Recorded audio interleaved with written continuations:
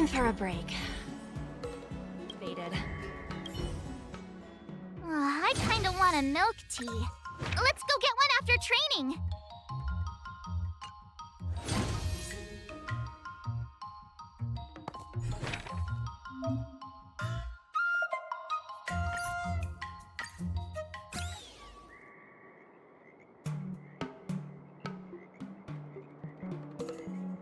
Not bad. You've made it this far, Miss March. You've passed the exam. Oh!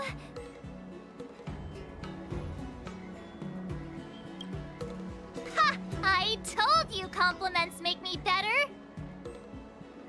With your swordplay skills, you can effortlessly take down IPC Max, March. Yeah, I'm pretty confident too.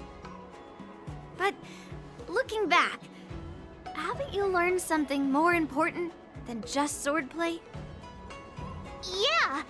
I've not only learned swordplay from masters, but I've also met a bunch of people and gained a lot of insights from my experiences. Those experiences will nourish your sword skills. It's just like Master Yunli said.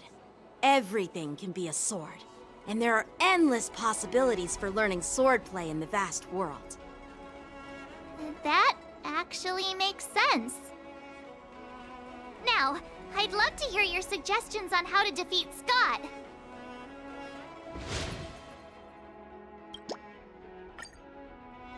Let's do it! I already have an idea! I remember Yan Qing once said, there are many ways to defeat villains. But if you want to become a true hero, you have to focus on self-improvement. Do you feel any closer to becoming the great hero you've always dreamed of? Ah, yes, absolutely! The great hero within me is definitely up to the task.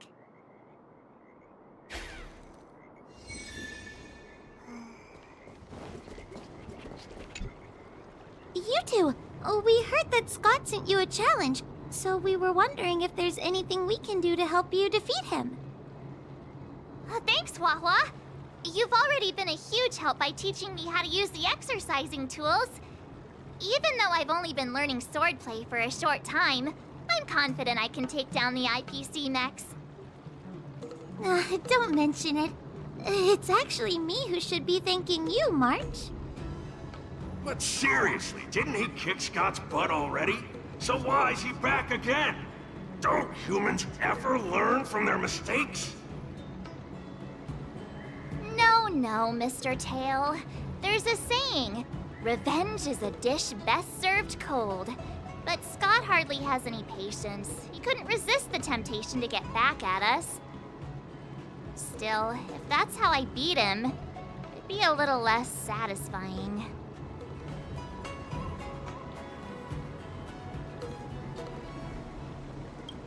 I can't quite put my finger on it. But it just wouldn't be satisfying enough. I get it. Some people never learn, no matter how many times you knock them down. They'll never admit defeat or learn anything. So, how do we get him to admit defeat? Listen, kid, I'm not trying to rag on you, but you're always playing into Scott's hands with your approach. He set up these rules for a fight between his mechs and your sword, and you agreed. Then he laid out what to do if you win or lose, and you agreed again. It's basically just another one of Scott's organized sports events, and it's not even fun if you win.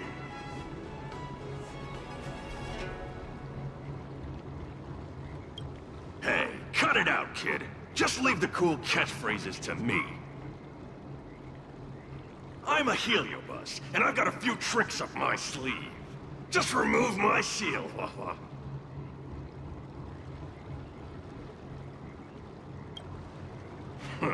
Just possessing him won't be enough.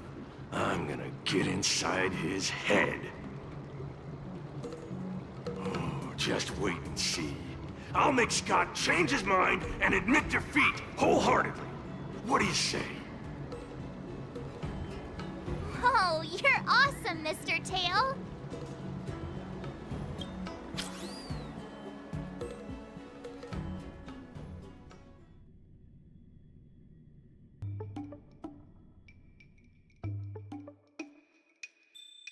Well, well, if it isn't our hero, March 7th.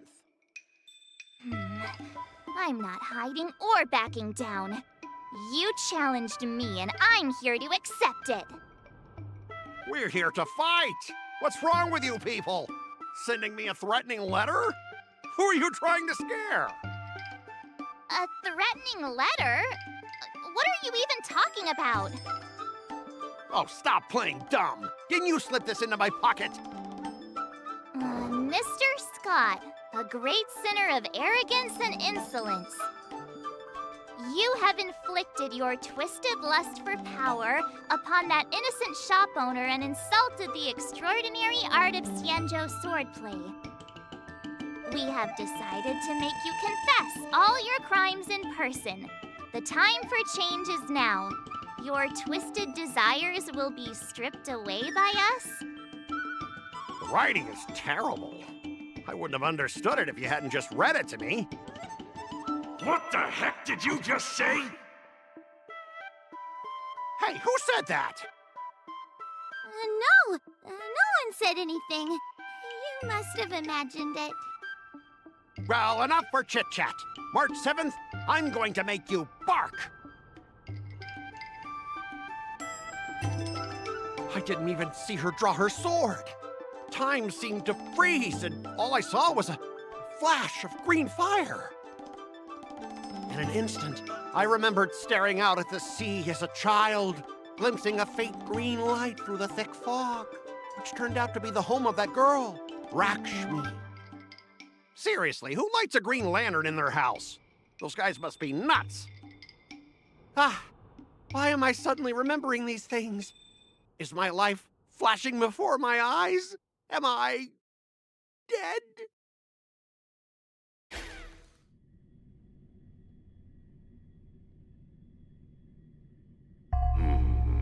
Looks like this is Scott's mind. I'd better find where his most twisted desires are lurking.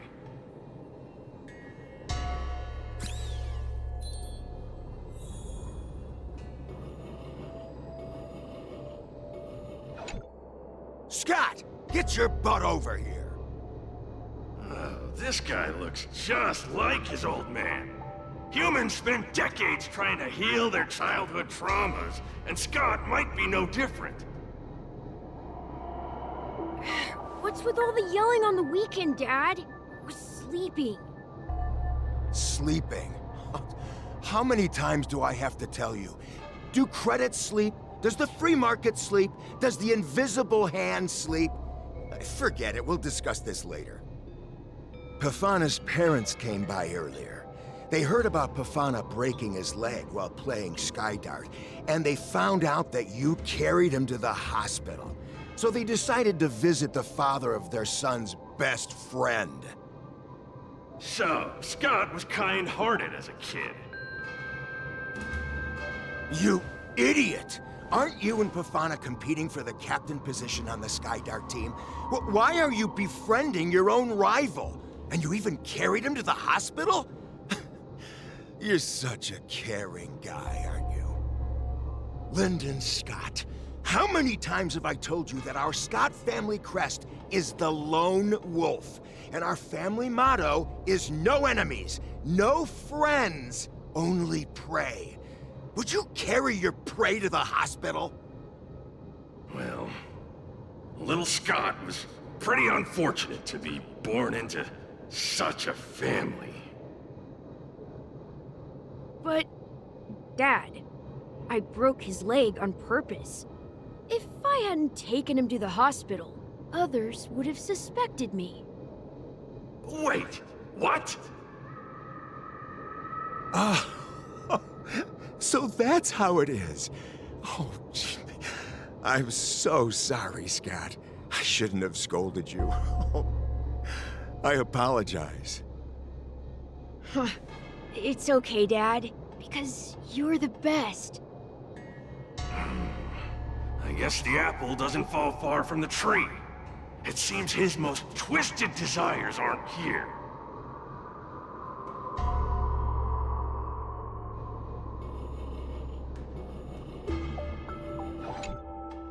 Scott Sr., you're suspected of accepting a huge bribe.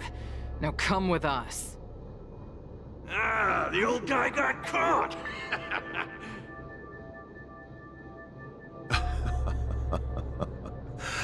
Oh, I knew this day would eventually come. Wow. I only have one question, Captain. Who sold me out? An internal tip-off. We're not allowed to disclose any details. An internal tip-off. Most of those involved have neither the motive nor the evidence. Who could it be? It was me, Dad. I turned you in. You? Scott? You're the one who turned me in? Oh, man! This guy is heartless! The old guy looks like he's about to cry!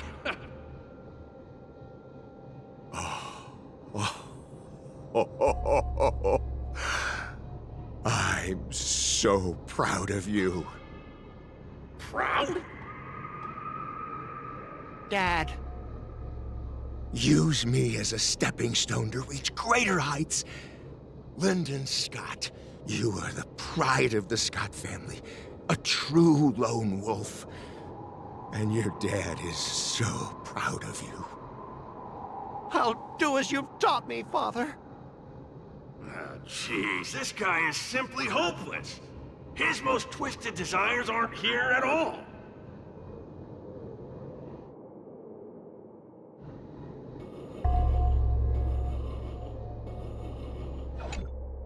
Hey, Scott.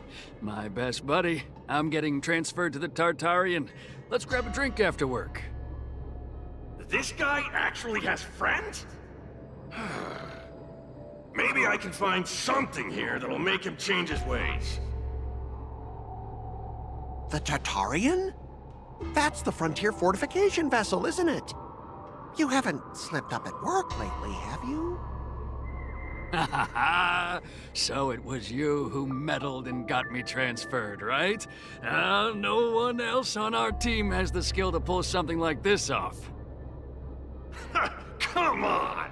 Why am I not surprised at all? It couldn't be helped. Your position was so desirable, I had to make a move. It's not just about the position, is it? There's also Rakshmi. No one will ever compete with you for her again. Rakshmi? Glimpsing a faint green light through the thick fog. Could it be that Rakshmi is the love of Scott's life? Please, promise me that you'll treat her well. Of course, Ashavat. Go to the Tartarian without worries. I'll take care of her while you're away. Seems like his most twisted desires are not here either.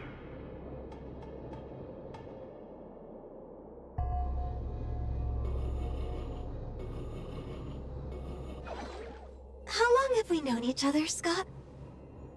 Around 7 or 8 years? Why?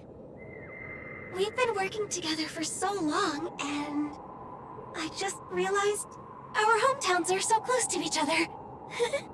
Talk about a coincidence. Yeah, we never get a chance to talk about this stuff at the office. Oh, I didn't realize Scott was actually a scumbag with a pure heart. All these years, there's something I've been keeping to myself. Too afraid to tell you. You like me, don't you? Why are you being so blunt? Oh, well done, Scott. I like your straightforward style. Yeah. I want to be your girlfriend, Scott. Gotcha, Scott. Ooh, I found your weakness. Gotcha! Gotcha off guard! Wait, what? I recorded everything! You know office romances are strictly forbidden in our department. Once I make this recording public, you'll never be able to compete with me for the specialist position. What the? Well...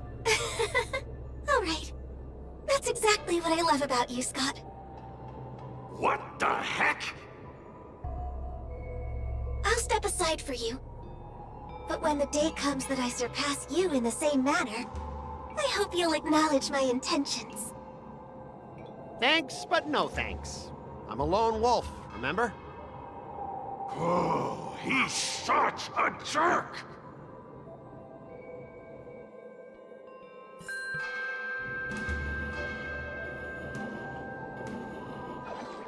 Is that a wolf?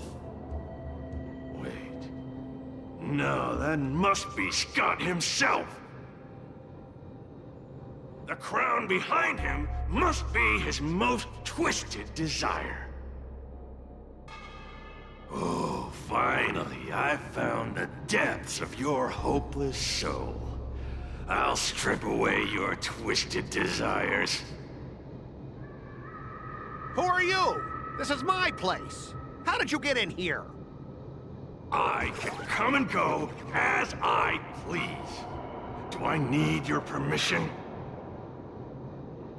Let me tell you something. In your quest to reach the top, you've trampled over everything that's decent. It's all about success. I'm the pride of the Scott family, a certified lone wolf. I'll do whatever it takes to reach the pinnacle of life. But are you truly happy? You've sacrificed your family, your friends, and your love. All for those meaningless credits. Ask yourself, are you truly happy? Am I happy? Am I truly happy? Oh, I'm so happy! I'm ecstatic! You couldn't even begin to imagine how happy I am! Sacrificing my emotions? Ha! What a joke! What good do my emotions do me? Can they turn into a delicious meal or a glass of wine? Can they pilot a starship? Or buy me a mansion? So, answer me this. Do you think anyone would pay credits for my emotions? No way! But I can trade my credits for emotions. With enough credits, I can make anyone my friend. This man is truly hopeless. Maybe I need to try a different approach this time. But I'm not about to spend my hard-earned credits on something as pointless as emotions. I'm a lone wolf. A lone wolf from the Scott family.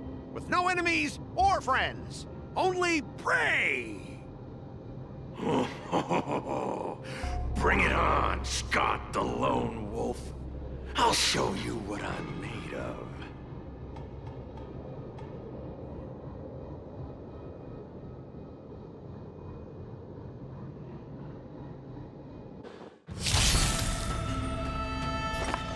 Resonate all together. Never hesitate! Liquidation! Forever triumphant! Victory is inevitable!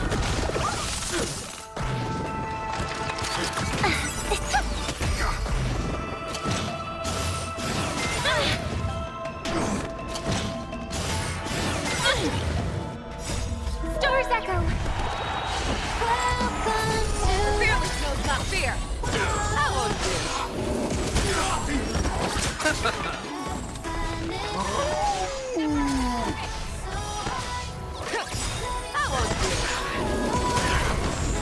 Right! Investing in victory means playing the long game! Forever triumphant! Victory is inevitable!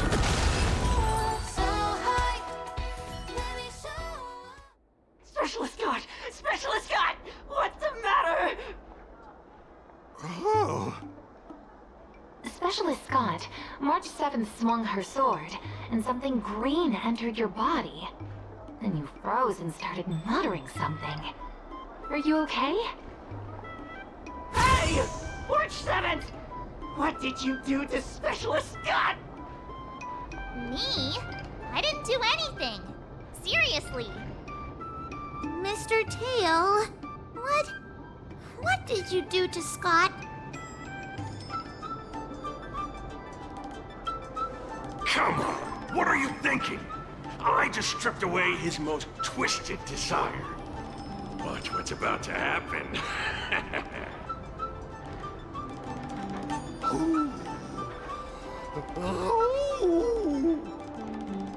Oh, Scott seems weird. Did you really make him change his ways, Mr. Tail? Well, this is my first time doing something like this, so I'm not sure how things will turn out. You've managed to make a guy like him turn over a new leaf. You're amazing, Mr. Tail. I'm even more amazing than you think. Look, it's kicking in now.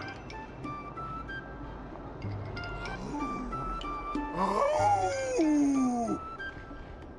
Specialist Scott, what's wrong with you?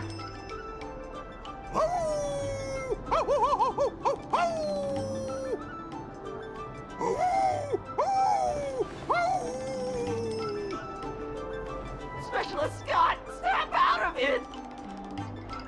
What have you done to him, Mr. Tail? I removed his twisted desires, and now he's genuinely trying to become a lone wolf.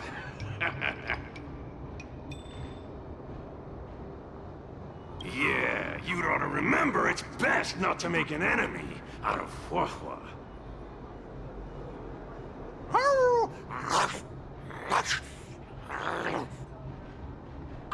Don't fight me, Specialist Scott!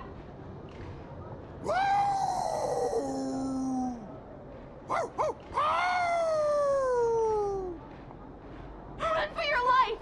Specialist Scott has gone insane!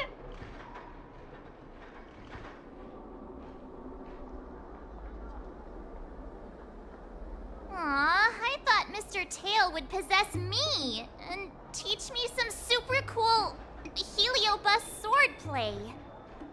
Nah, I told you, I'm not really one for violence.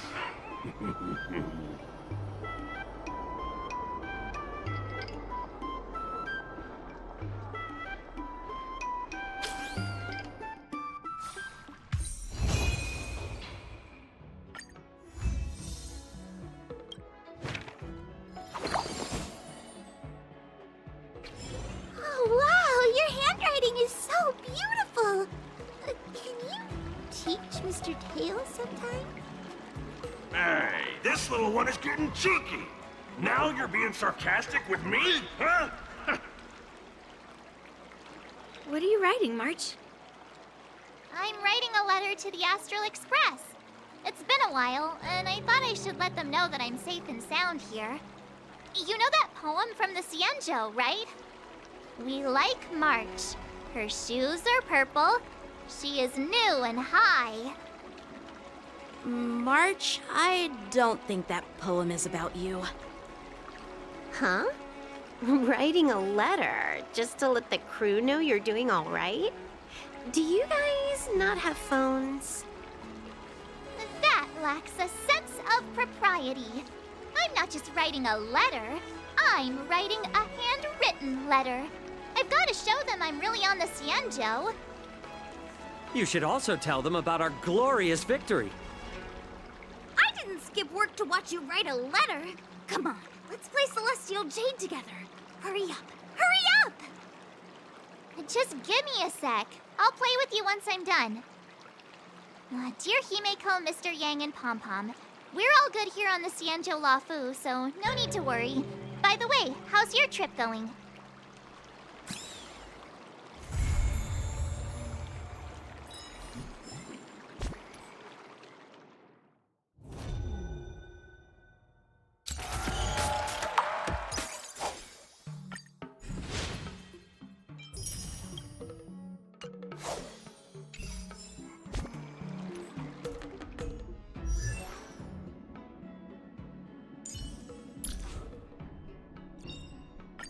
Finally!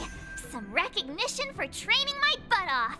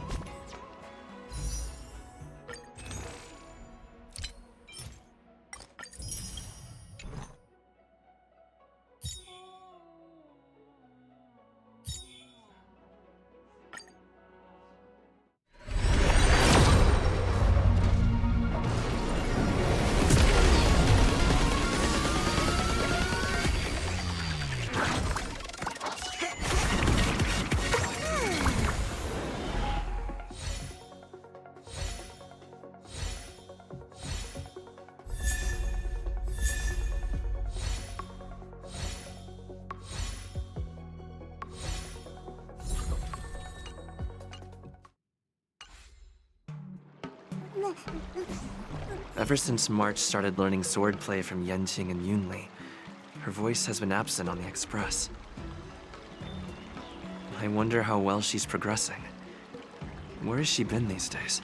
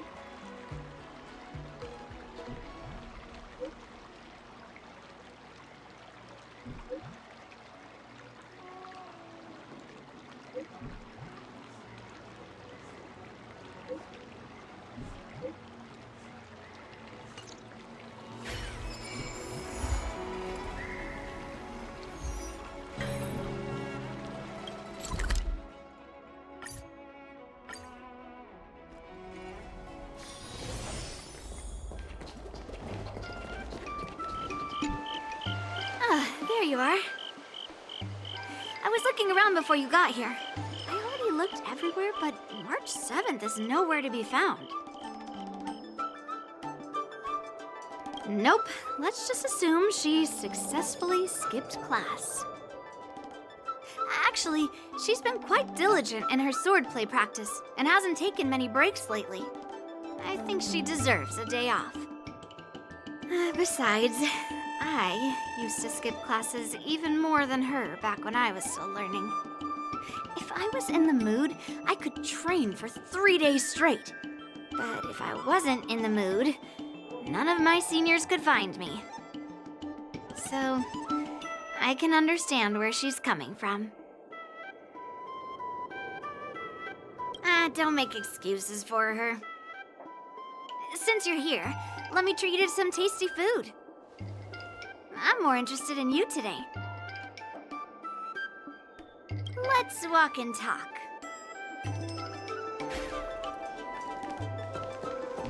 Lucia told me there's tasty food in Arum Alley. Let's go there. Dumplings and steamed buns. The buns are huge. A table for 2, please. All right, come on in. What would you like? Well, we'll have one of everything on the menu. The entire menu? Do you think it'll be enough?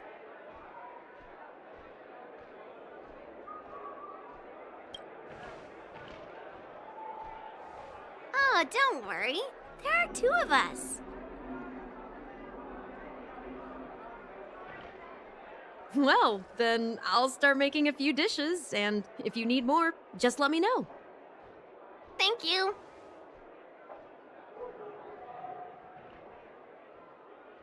No, I've thought about it. She deserves a day off. Yeah, I mean, not too much, actually. Grandpa said to never be stingy when it comes to making friends. So, how big is your appetite?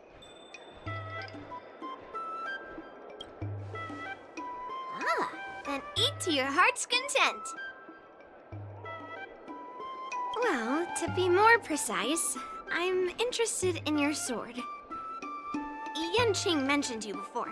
He said that you're not to be underestimated, and that your weapon has a unique shape. So, I've always been curious about your sword. How the weight is distributed, what material it's made of, whether it contains any special ingenia, and what kind of sword techniques you use. Seriously? A bat? Just the opposite. This is fascinating.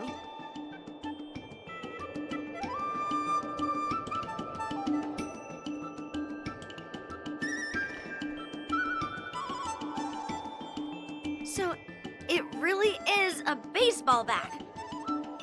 Grandpa said that a sword doesn't have to be constrained by its shape, so, in a sense, your bat is a sword too. He also said that a weapon mimics its master, so your bat actually reflects your habits and nature, you know? Let me guess. You're someone who doesn't follow the rules, enjoys improvising, and can handle yourself well against tough foes. Am I right?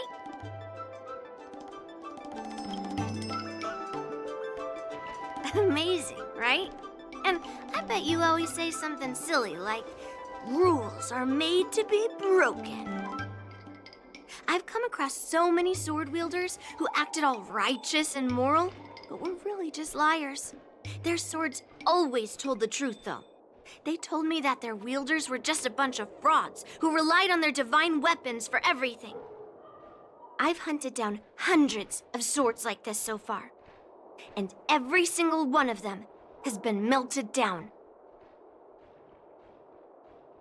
Yes, but only for those who cross the line. Melting their swords is my way of protecting those weapons. But just looking at a sword is not enough. Grandpa always says, words and expressions can be deceiving, but in a fight to the death, a sword's movements never lie. The war dance is just around the corner. You'll be participating, right? Miss Yoon Lee, for talented sword masters like you, the war dance is a perfect opportunity to show off your skills and make a name for yourself. But for people like him, who have already made significant contributions to the Xianzhou, they maybe don't need to prove themselves on the war dance stage. It has been a while, Mr. Nameless. And you are? Thank you for your introduction, Mr. Nameless.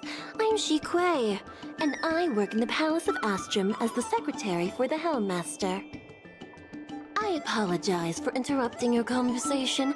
I happened to hear you discussing the war dance. And since this person is an old acquaintance, I thought I'd come and say hello. Yes, with the war dance approaching, many guests from afar are pouring in. Mr. Pavo here is one of them. He's from the distant planet Kalevala. Mr. Pavo's planet recently joined the Pan-Cosmic Trade System. He brought his delegation here this time, not only for business, but also to return something that belongs to the Xianzhou. Miss Shi Kuei, the word gift is perhaps more fitting than return. While it did once belong to the Xianzhou, we faced many tribulations to be able to deliver it here, so it should be considered a gift. I apologize for my poor choice of words. Mr. Pavo's delegation brought a legendary Xianzhou sword that had been lost for centuries. General Huayan plans to personally thank them at the Palace of Astrum and present the sword as a prize to the champion of the war dance. Mr. Pavo and I were actually on our way there. Since you two were talking so enthusiastically about the war dance, maybe you'd be interested in joining us at the Palace of Astrum?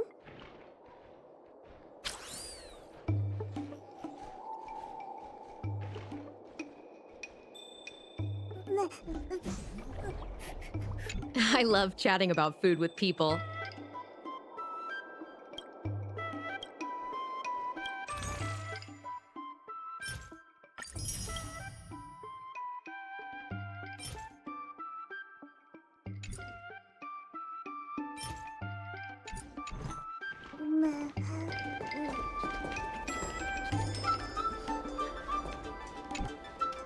Nice to meet you both. The journey to the Xianzhou Laofu wasn't an easy one, but the scenery here is worth it. It's completely different from my homeland. Once the formalities at the Palace of Astrum are finished, I'll find a quiet spot on this street and plant a seedling, and then my mission will be complete. The Sword of Heroes will finally be returned to its rightful owners. I couldn't be happier.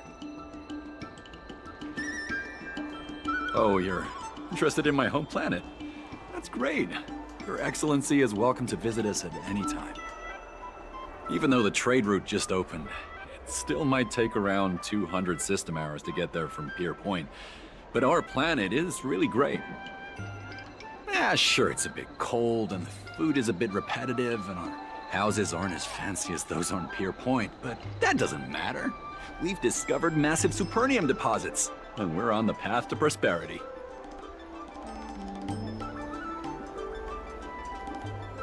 Oh, you mean the Mieka Kivesa? It's an incredible sword. That weapon helped the legendary heroes of my homeland slay demons, and is highly revered. It also has the power to choose monarchs. All the ancient kings of Kalevala received a sign from the sword, showing they were worthy to rule the land. According to tradition, each monarch would plunge the sword into a stone, and only a hero recognized by the sword could pull it out and ascend to the throne next.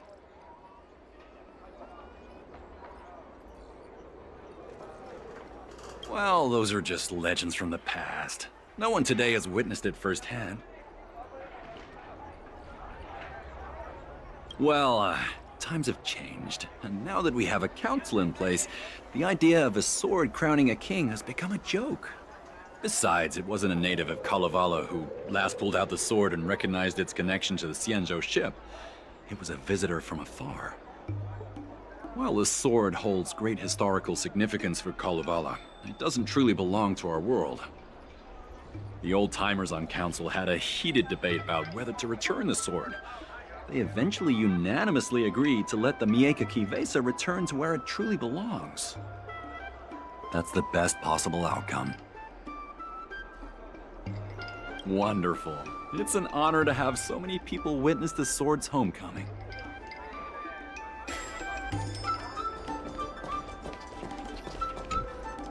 Let's head to the Palace of Astrum together. Hmm? I know, right? Thanks to March 7th skipping class, we get to join in on the fun. Grandpa always asks me to go look at swords with him, but he hasn't said anything about this one. It's really weird. But now that we're invited, let's go and check it out.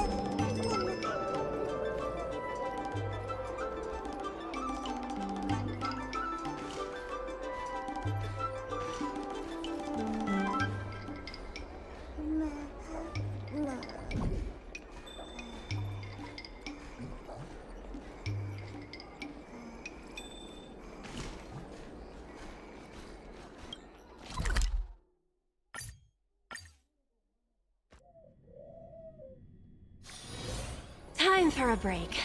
Silent mode activated. There you are. Come on, let's go to the ceremony together.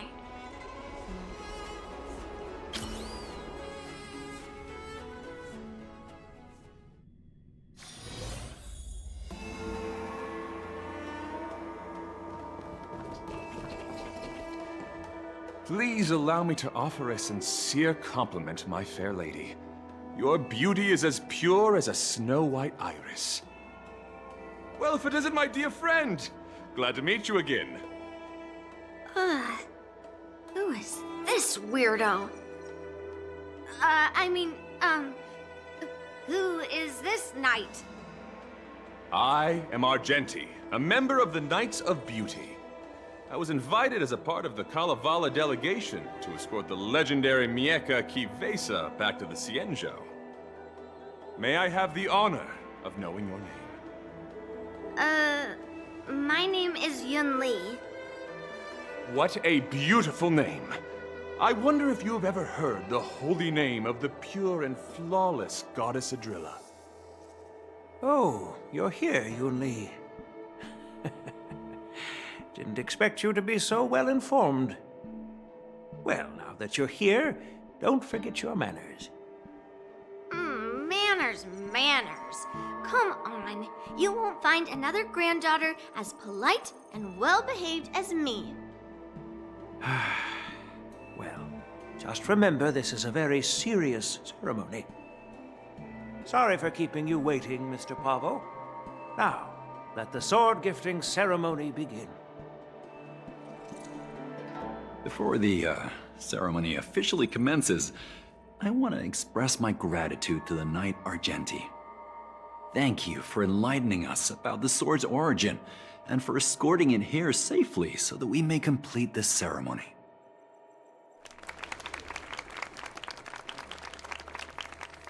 On behalf of the Kalevalan delegation, I, Pavel Kalistaya, am here to return the legendary Mieka Kivesa to the Xianzhou Alliance, its rightful homeland.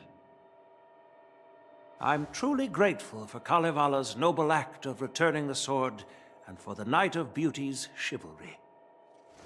Now, as we gather here on the Xianzhou Luofu, I officially welcome the sword back to its homeland. Mieka Kivesa. It's a fitting name for a sword with such a legendary past. I still remember the name engraved on this sword the day it was forged. Gu Yin. It was forged by Han Guang, a craftsman from the Zhu Ming's Flame Wheel Forge.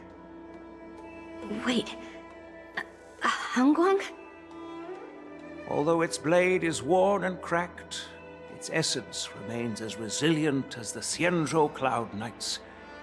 All it needs is some repairs and polishing by the skilled craftsmen of the Artisanship Commission to regain its former glory.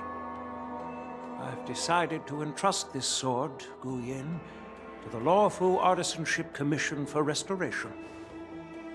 Furthermore, it will serve as the prize for the champion of the Luofu War Dance. This sword will be wielded against abominations to protect our homeland and live up to the mission of the Kalevalan delegation that returned it from so far away.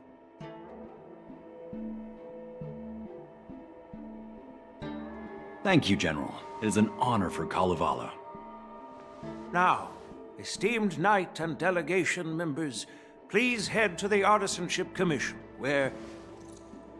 No! This sword was forged by Hongguang. Yun Li! These esteemed guests have brought back your father's work. Where are your manners? Oh, I didn't realize this sword was actually forged by your father. Returning it to its rightful owner is, Grandpa, give me that cursed sword right now!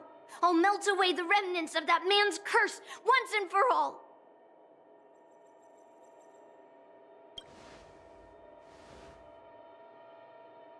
Don't be rude, Yun Li. Apologize to our esteemed guests from afar. I'm sorry. I'm sorry for making a scene. But I have to melt down this cursed sword. I won't let it fall into anyone else's hands.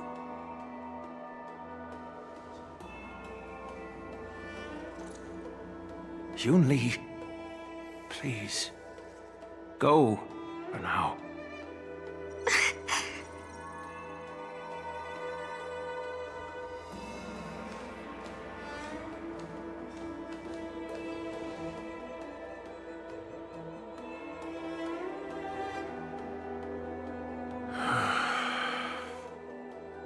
This is exactly why I didn't want Yunli to know about this. I didn't want to create trouble, but trouble found its way here anyway. Perhaps it really is divine intervention. Could you, please, keep an eye on Yunli for me?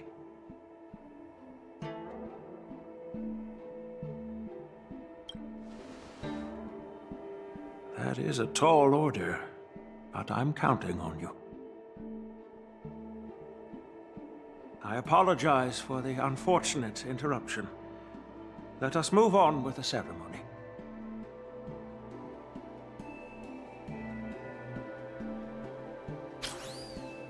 Unless I'm mistaken, Yunli should be around here somewhere.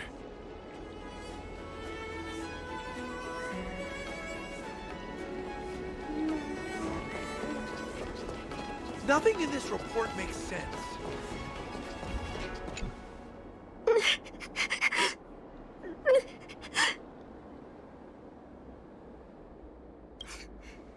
Did Grandpa send you to look for me? I bet he did. Really? Thank you. Just so you know, I'm here just waiting for the perfect moment to snatch that sword. And once I have it, I'll melt it down before anyone can react. Don't even think about stopping me. No one can stop me.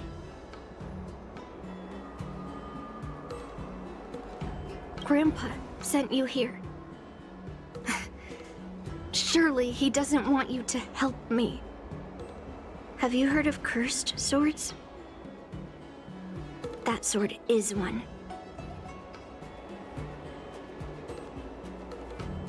I guess that's what it means, literally. A cursed sword lets anyone, even a complete novice, wield it with insane skill.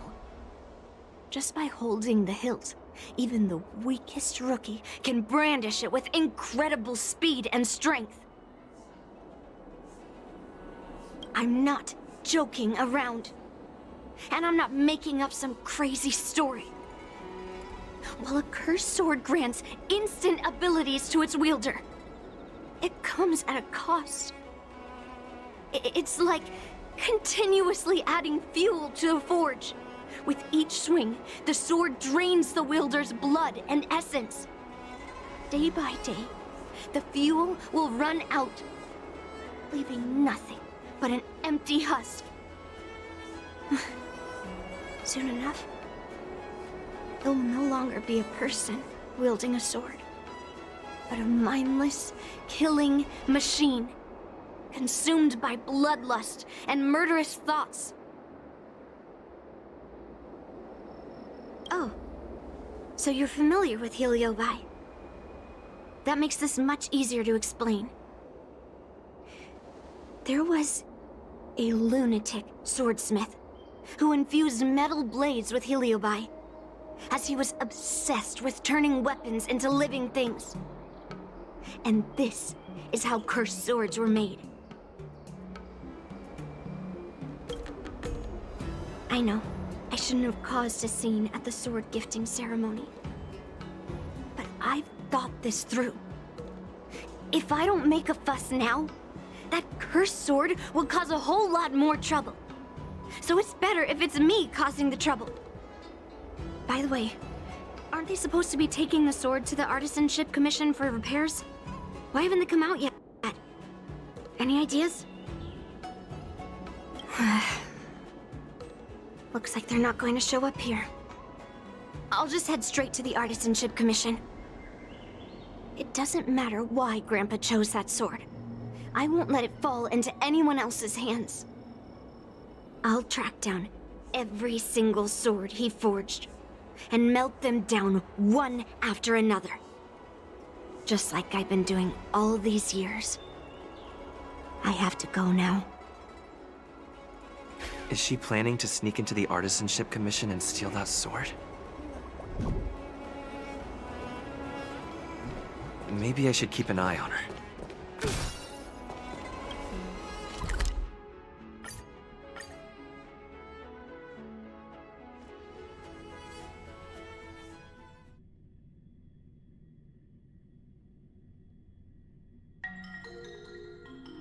Artisanship Commission is so big. Where could she be? Just a while ago, a girl came up to me, all fierce and demanding directions.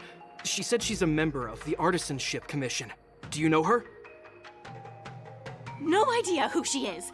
If she really works here, how can she not know her way around?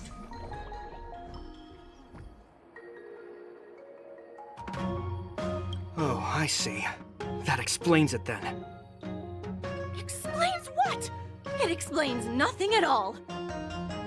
She said something like, I'm a member of the Artisanship Commission. Where do you keep your precious stuff? I got scared and pointed her toward Master Gongshu's warehouse, where he stores his arumatons. Wait, why did you give her directions? What if she's planning to steal something? Where else? Like I said, she was headed straight for the warehouse, where all the valuable arumatons are. Yeah, that place is filled with Master Gongshu's precious arumatons. I bet they'll give her a hard time. High-end art, the best choice for galactic.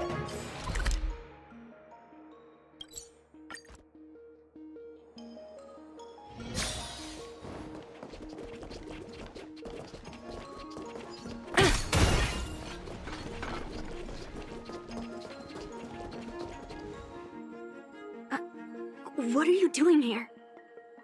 Look, if I get into trouble, it's my problem. I don't want to drag you into it. Fine. Let's smash these metal cans first. Then we can talk.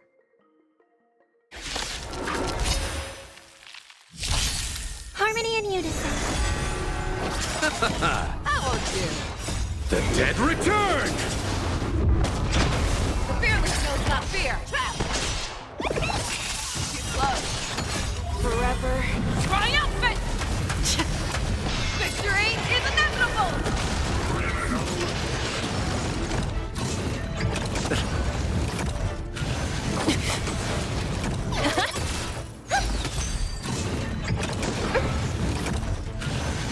Steady. Receive divinity. Repay. Bloom. The dead return! Never hesitate! I won't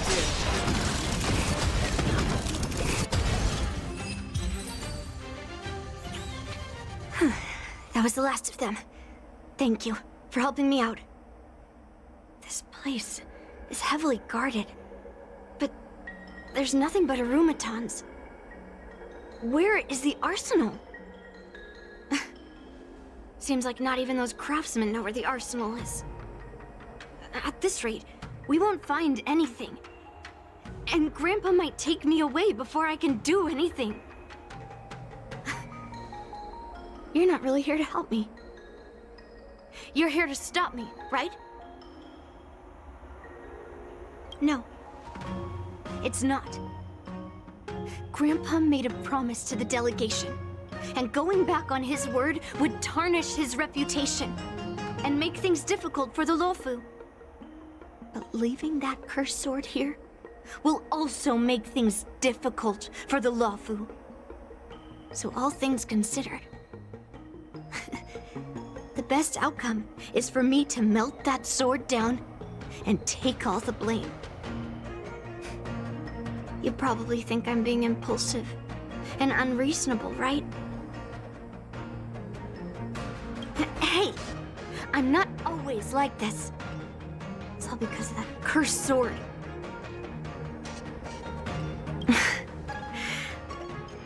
Look. I owe you an explanation. But this isn't the best place to talk. We need to find somewhere else. Let me be clear, though. I'm still pretty riled up.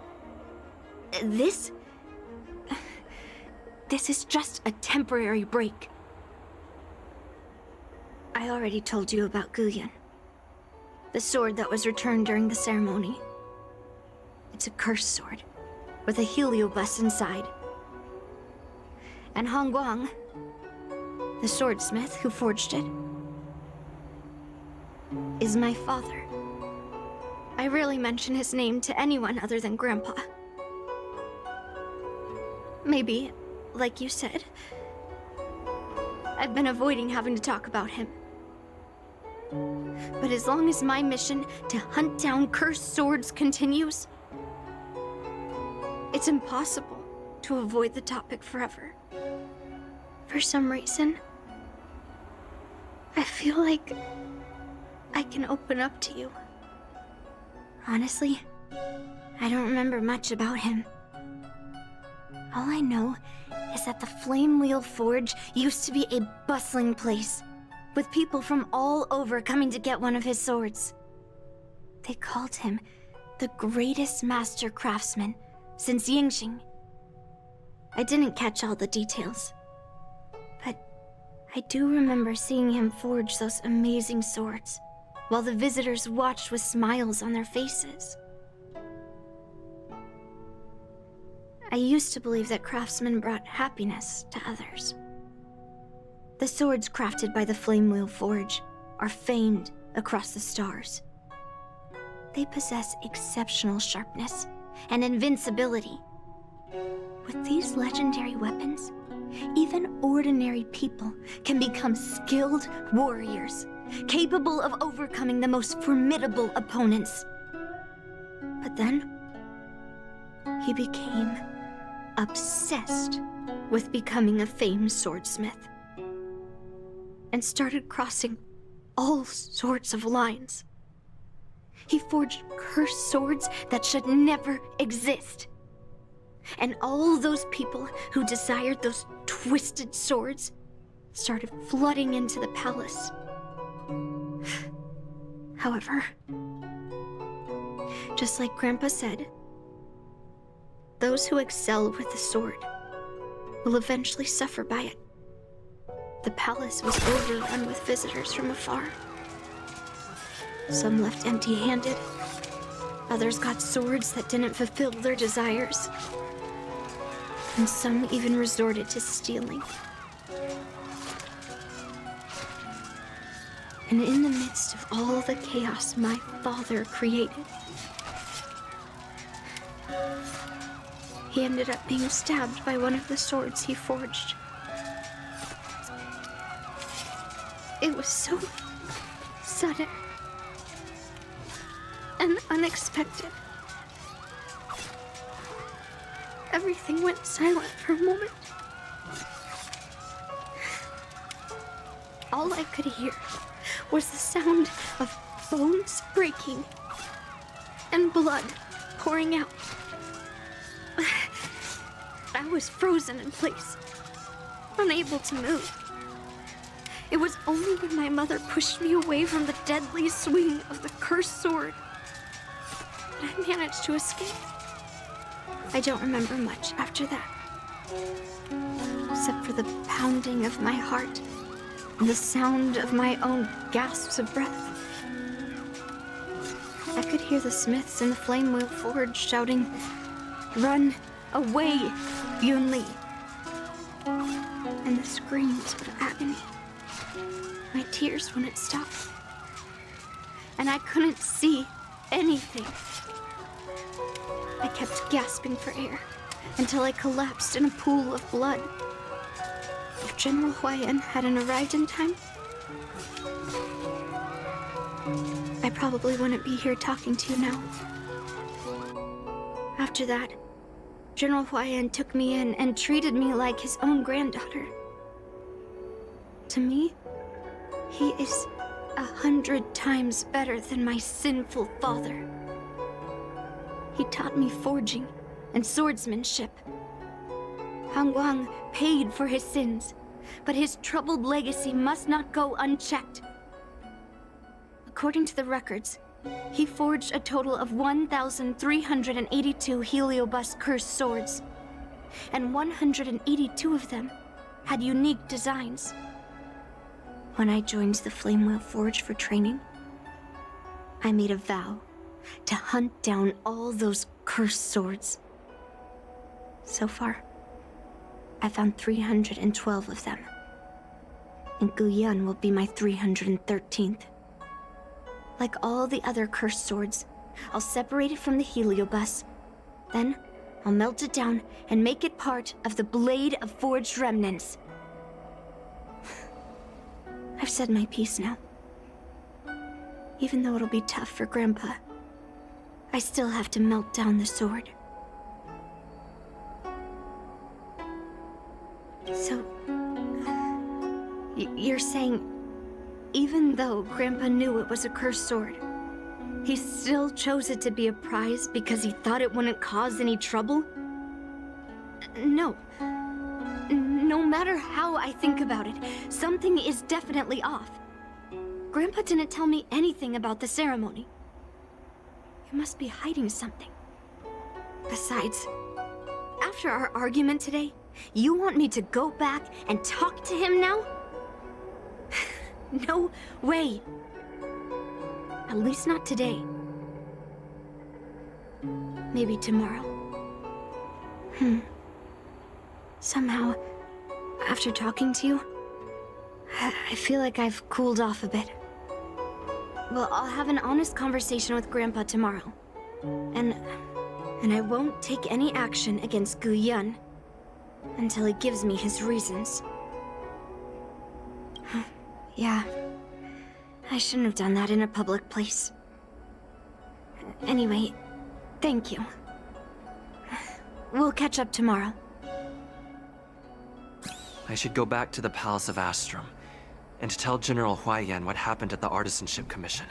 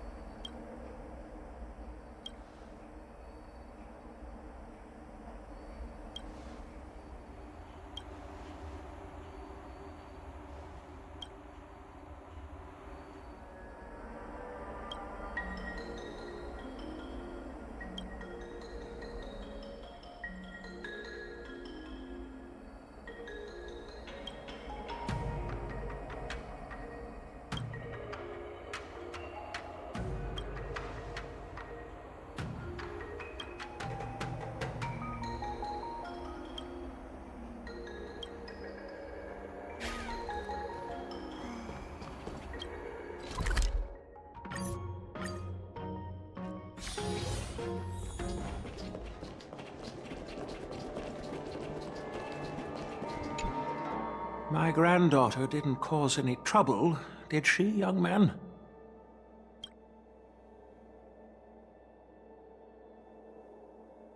Sorry for all this trouble. Yunli told you quite a bit. Now it's time for this old man to tell my side of the story. Han Guang was my beloved disciple. A rare genius not seen in the Flamewheel Forge since Yingxing. However, talent can sometimes be a curse. He had an unusual fervor for forging, and he dreamed of forging a sword with self-awareness that surpassed that of humans. He believed it would make warriors invincible without any training. According to him, while weapons of mass destruction like dooming flames and alchemical arrows can destroy many enemies, true victory lies with soldiers who fearlessly fight, ready to lay their lives on the line. Usually, Xianzhou swordsmiths infuse a basic level of awareness into their swords to make them easier to wield.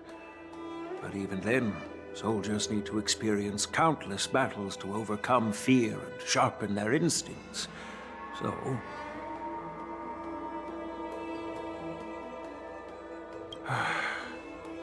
by infusing Heliobi into swords, he managed to forge weapons that could grant their wielders strength and valor, and even make decisions for them. However, weapons are different from regular tools. They are meant to kill, plain and simple. After countless battles, all the anger, fear, and bloodlust are soaked up by the Heliobi within the swords. The soldiers wielding them not only gain strength, but they also become consumed by the malice, turning them into puppets possessed by the swords. No matter how noble Hongguang's intentions were, those weapons, soaked in blood, turned into cursed swords eventually. Later, Outworlders got wind of what he was doing and encouraged him to keep forging cursed swords. They came up with all sorts of reasons, from taking back their kingdoms to slaying demons. And you know what happened next. That massacre took her parents' lives, and the lives of many craftsmen in the Flame Wheel Forge.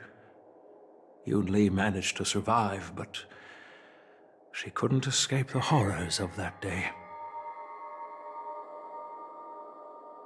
Yes, I don't want her to spend her whole life trapped under her father's shadow. She doesn't deserve to carry the weight of his mistakes. Despite her vow to hunt down and wipe out all cursed swords, fulfilling that vow requires immense effort. Traversing the starry seas in search of the swords is like finding a needle in a haystack.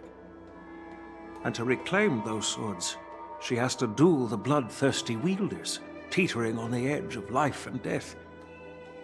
She has taken back over 300 cursed swords, and has suffered the same number of fatal wounds. I took her in to give her a chance at a normal childhood, not to send her on a sword-hunting journey. Even if she manages to melt down all the cursed swords one day, what will she do with her life after? Yes, despite her vow, and to reclaim those, I took her in to give, even if she manages to. Gu Yin is indeed one of the cursed swords forged by Hongguang. Very few swordsmiths could use Heliobi as forging material, and Hongguang was one of them. His attempt came at a terrible cost. I thought this sword could be an opportunity.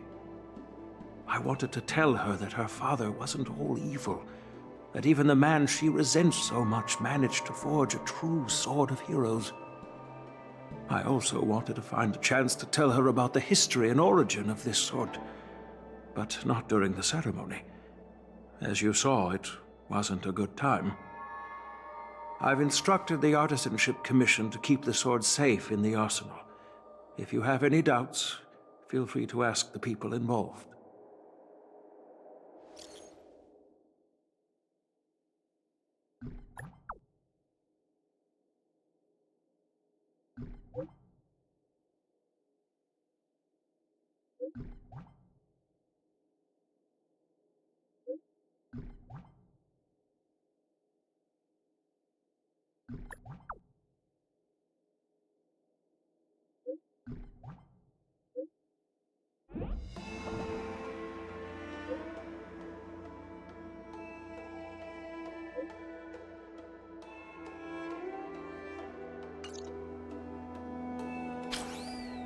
Since my granddaughter mentioned talking to me tomorrow, I'll be waiting for her.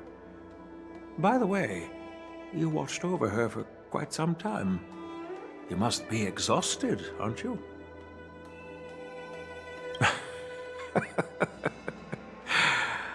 I'll be counting on you then. Time to go back and find that class-skipping March 7.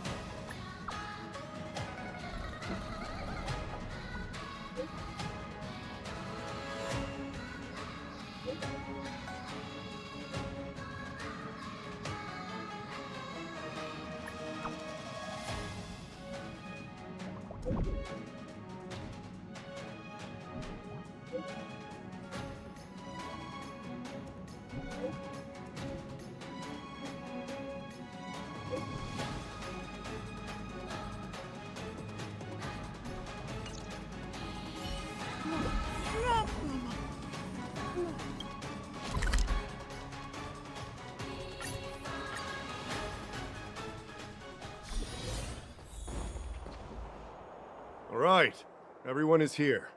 It's time for questioning. Yun-Li, I'm sure you understand why the official called you here, right? Yeah? But I didn't steal the sword. Unfortunately, official Dahao didn't hear Yun-Li's promise. If we don't recover the sword, we will be breaking our promise to the Luofu and betraying the delegation. We're counting on you to find the truth, official Dahao. Yes. It's my duty to thoroughly investigate the case. Even though Yun-Li is firm in her words, we can't just rely on her testimony. After everything, the sword still got stolen. They should have given it to me from the beginning.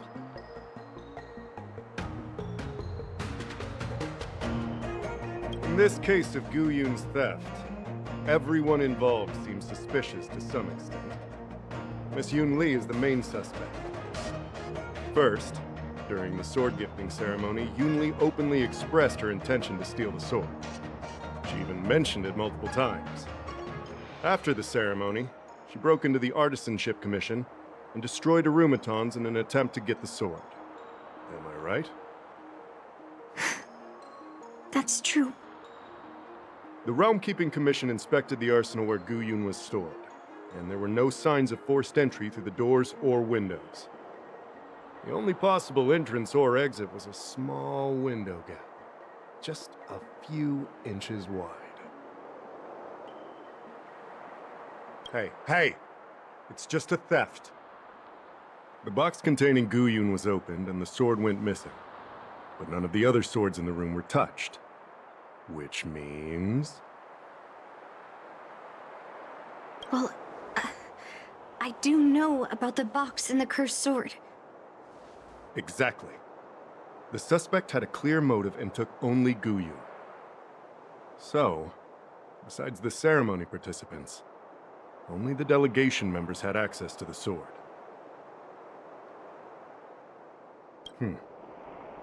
In that case, why would they return it to the Xianzhou in the first place?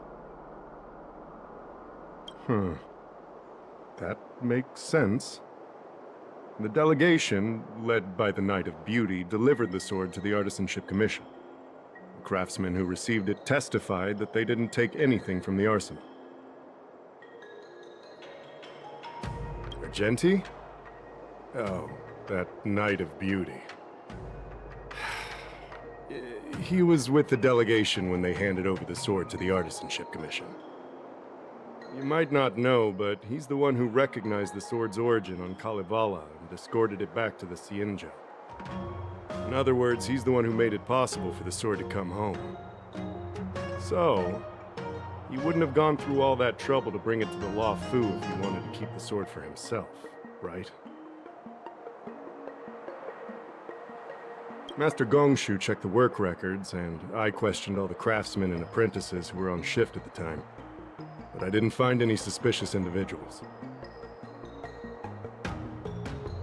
So, did you steal it? Then stop joking around. I can prove that he came to me after leaving the Artisanship Commission, so he couldn't have stolen the sword. Put it simply, not everyone who's seen the sword has been to the Artisanship Commission, and not everyone who might want the sword has seen it. So, the only remaining suspect is Miss Yun Li. Fair enough. So... I didn't steal the sword. Well, when you've eliminated the impossible, whatever remains, however improbable, must be the truth. If you want to prove me wrong, you'd better come up with some solid evidence. Let me gather my thoughts. I need to help Yun Li clear her name.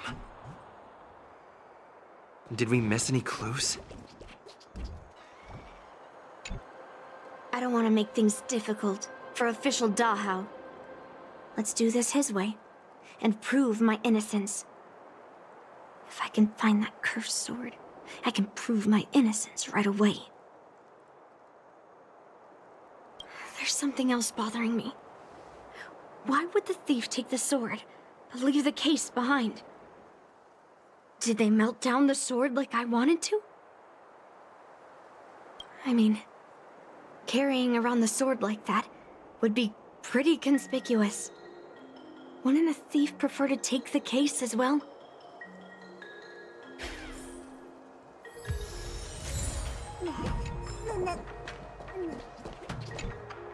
Who could have thought that the Mieka Kivesa would be stolen? And that the prime suspect is General Huayan's granddaughter? Regardless, we've accomplished our mission, and now it's the Xianzhou's problem. By the way, why did that girl call it a cursed sword? It's quite upsetting. That's enough, young man. Let me get something straight. On Kalevala, this sword has always been highly revered. The first master of the Mieka Kivesa slew countless demons and then passed it down to a line of wise monarchs. The monarchs would heed the guidance of the hero spirits within the sword and gain insight into defeating their enemies. What is, Helio? What? Never mind. The point is that the Mieka Kivesa did help the ancestors of Kalevala build a strong foundation. It's definitely not a cursed sword.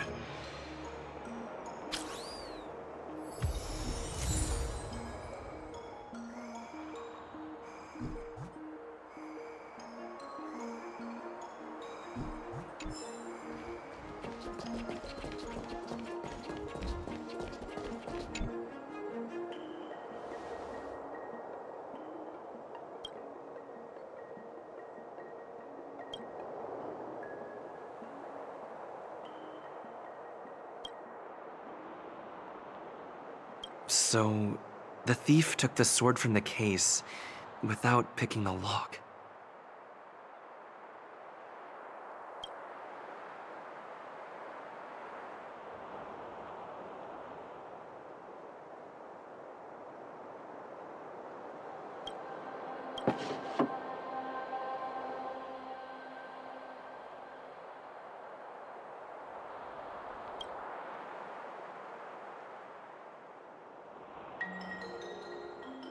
Why is this flower petal inside the case?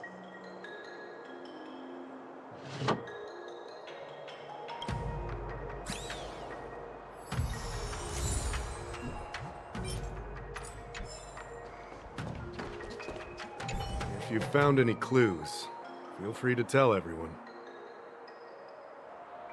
All right. Come back to me when you're ready.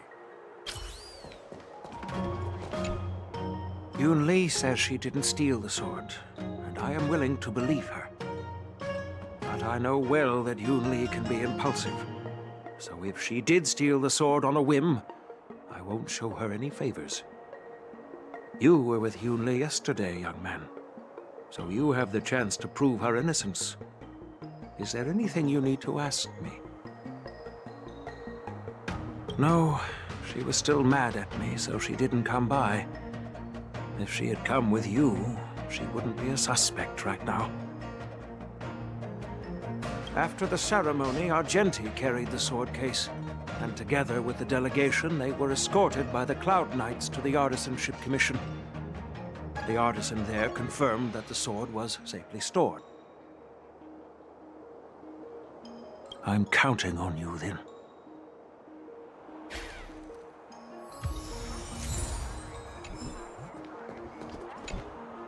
Yes, I received your message yesterday and went to the arsenal to check on it. But when I went back this morning, all that was left was the case. I don't know anything else, so asking more questions won't help, I'm afraid.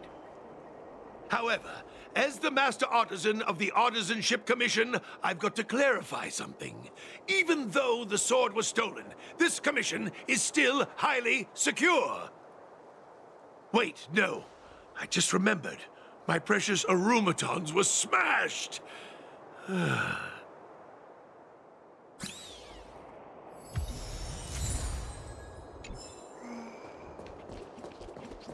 If you've found any clues, feel free to tell everyone. Thank you. But I'm not sure if I can convince Mr. Da how. 100% sure. Fine. Let me go through my reasoning again, and you can interrupt if anything feels off. Throughout the entire incident, there was only one suspect who broke into the Artisanship Commission, and that was Miss Yun Li. Your statement isn't quite accurate. Argenti, the delegation members, and even me, we were all at the Artisanship Commission at some point. True. But they all left after delivering the sword. And the craftsman overseeing the handover confirmed that they couldn't have left with the sword. We looked into it as well. Before Gu Yun was handed over, the side crane at the entrance of the Artisanship Commission captured you leaving. But there's no record of Miss Yun Li leaving. Why would I dare leave through the main entrance after smashing the aromatons? Throughout the entire incident, there was only one suspect who broke into the Artisanship Commission, and that was Miss Yun Li. On second thought... Take your time. Throughout the entire incident, Miss Yun Li caused a ruckus at the Artisanship Commission trying to take away Gu Yun. But you stopped her in her tracks. What Dahao said seems right. Exactly. So at least Yun Li didn't steal the sword at that time, because we were at the Arumaton warehouse. If your testimony is reliable. I'm not implying anything, but we need to scrutinize every piece of evidence. Miss Yun Li caused a ruckus at the Artisanship Commission trying to take away Gu Yun, but you stopped her in her tracks. On second thought... Take your time. Miss Yun Li caused a ruckus at the Artisanship Commission trying to take away Gu Yun, but you stopped her in her tracks. After bidding farewell to you, Yun Li pretended to leave, but snuck into the arsenal alone and stole Gu Yun. After Yun Li and I went our separate ways, I messaged Master Gongshu to inform him about the incident. And much later, Master Gongshu told me the sword was confirmed safe. So up until that point, Yun Li couldn't have stolen it. Can I prove this? After bidding farewell to you, Yun Li pretended to leave, but snuck into the arsenal alone. Wait, you messaged Master Gongshu? I had no idea. Well, that's some solid proof right there. However, it only proves the sword wasn't stolen up to that point. I didn't do it! After bidding farewell to you, Yun Li pretended to... We haven't found any other suspects or evidence. Looks like you're missing some crucial evidence. There are no signs of the arsenal being broken into, so... The only real evidence is the sword case. No, The fact that there are no signs of a break-in is suspicious in itself. Which piece of evidence should I use to convince Dahao? We haven't found any other suspects or evidence. I carefully examined the lock of the sword case, and there were no signs of tampering or damage. What does that mean? As to why the case was never locked in the first place, only the people who delivered it to the Artisanship Commission would know. Plus, I found something else inside the case. Which piece of evidence should I use to further convince Dahao? We haven't found any other suspects or evidence. I found this in the crevice at the bottom of the case. A rose petal? Huh. I must have missed it during the search. Why was there a petal inside the case? I don't know. But I do know that wherever that Knight of Beauty goes, he always leaves behind a trail of rose petals that's almost impossible to clean up. My thoughts are a mess. Let me sort them out. The sword case was never locked, which is evidence that only someone who delivered the sword could have done that. And the rose petal was probably left behind by that Knight of Beauty. But how did he manage to take the sword from the Artisanship Commission? Why did he steal it after returning it here? And why would he leave that petal in the case? I know. Guyun flew out of the case on its own. The Knight of Beauty only unlocked the box to aid its escape. Don't be ridiculous. How can a sword escape from a case on its own? You've never seen a flying sword before? I've only heard about the Mieka Kifesa being able to fly in legends. But even if it could fly, why would the Knight of Beauty do this? Like I said, the sword contains a heliobus. Argenti must have been under the control of the sword. Maybe he was under its control even before you arrived on the Lofu. Official Dahao, where can we find that knight? Let me see. The docking location of Argenti's ship. The one and only. Let's go. We've got to find Argenti before that sword completely takes over his mind.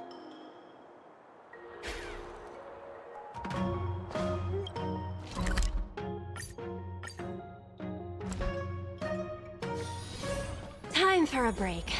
Silent mode activated.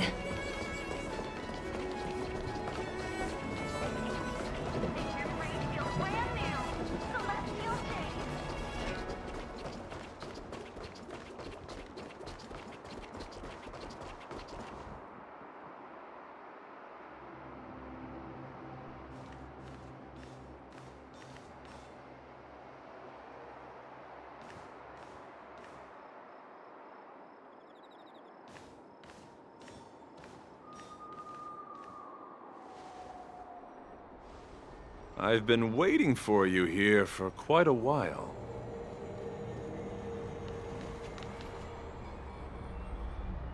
Knight of Beauty. You're the one who stole Guyun, right? Hand it over.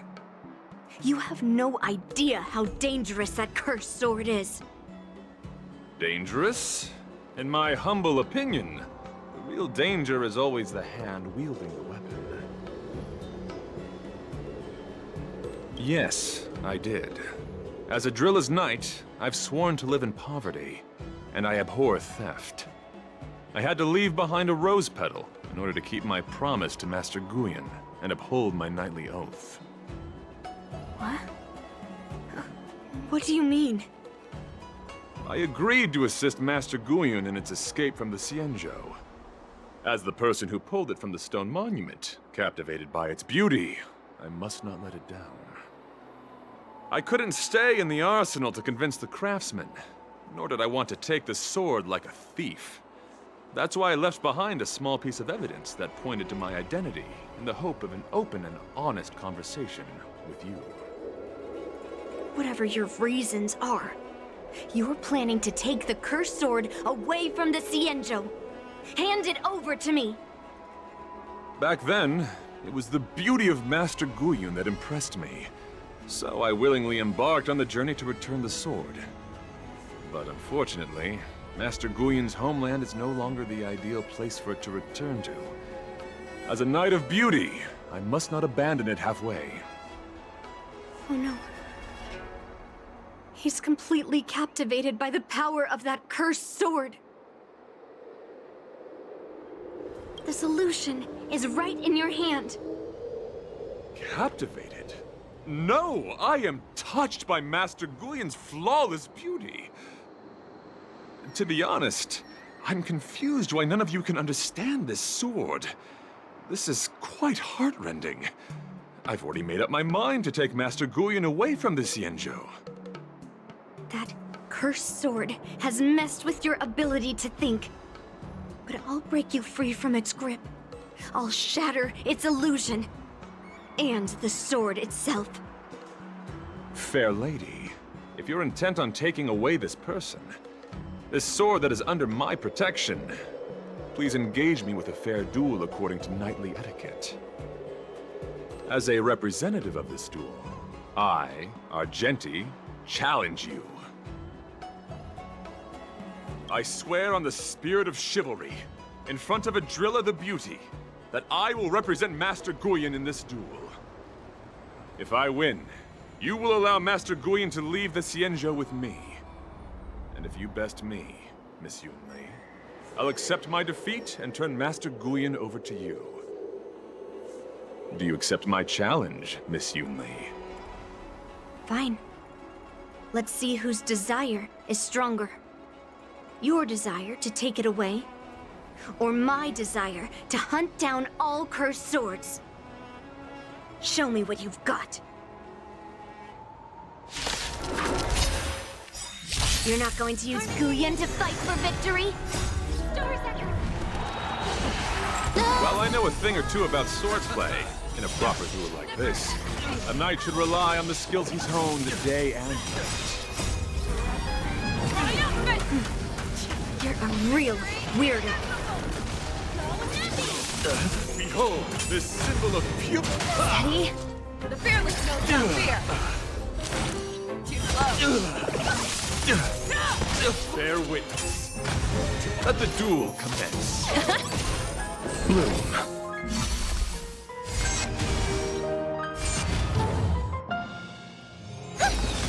Confess, I underestimated you. Hey! Investing in victory means playing the long game! Put forth all your might. Receive divinity. Repay. The dead return! Rise to the Never challenge. hesitate! Rise to the challenge. Forever. Triumphant! Victory is inevitable!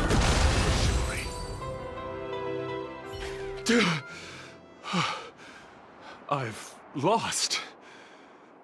According to the rules of a knight's duel, I should keep my promise and hand over the sword to you. But before I do that, I hope that you, as the winner, might have the mercy and listen to Master Guyon's past experiences. This sword has been cursed since the day it was forged. Place it in front of me, and let me destroy it. Do what she says, Knight. But... You've done so much for me already. It's time for me to face her alone.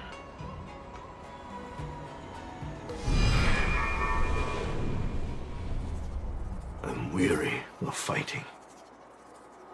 I just want to share my past with you. To explain why I wanted to escape.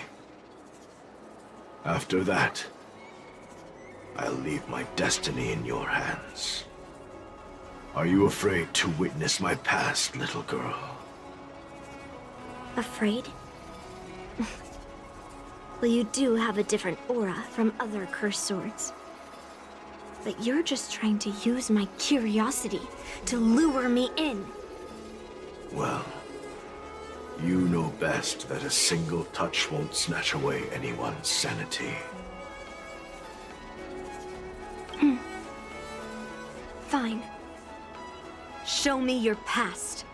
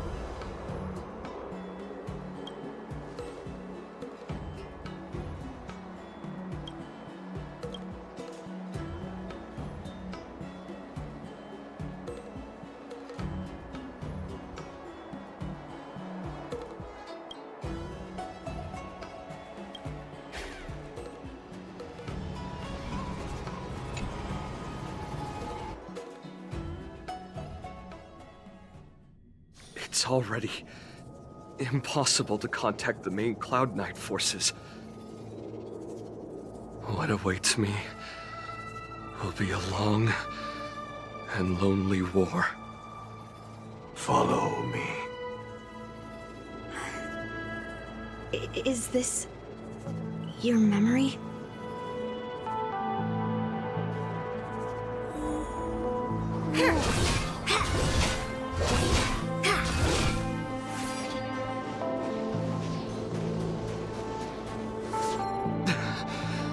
It's so cold here. I didn't feel it when I was in the thick of battle, but now it's freezing me to the bone.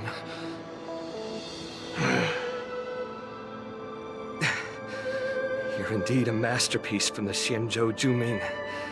If you hadn't taken control of my body, I probably would have been decapitated in that fight. Quiet, and stay alert. Boris and Wolf Troopers never give up the hunt. Hey, just relax a bit. It's been over 300 days since we were both stranded on this planet. The transmitter never rings, so I guess we can't count on that anymore. The people on this planet still use beasts to pull their carts. Obviously, there's no way they can help us fix the star skiff. Looks like we're stranded on this forsaken planet for the rest of our lives. The rest of a Xianzhou native's life could be terribly long. Are you feeling any desperation? All by yourself in this hostile world? Yeah, a bit. Perhaps. When things get too rough for you to handle, just leave everything to me. No need to carry the weight of the world on your shoulders. Yeah, sure. If I really can't handle things anymore, I'll leave my body to you. But now is not that time. Do you really think you can oppose an entire Borisan army with your limited skills? What are you holding out for? It's true that I'm stranded here, but it seems like that Borisan pack is in the same boat. By the way, Guyan, do you know what a seed is? A seed may seem insignificant, but with careful cultivation and time, it can grow into a huge, unwavering tree.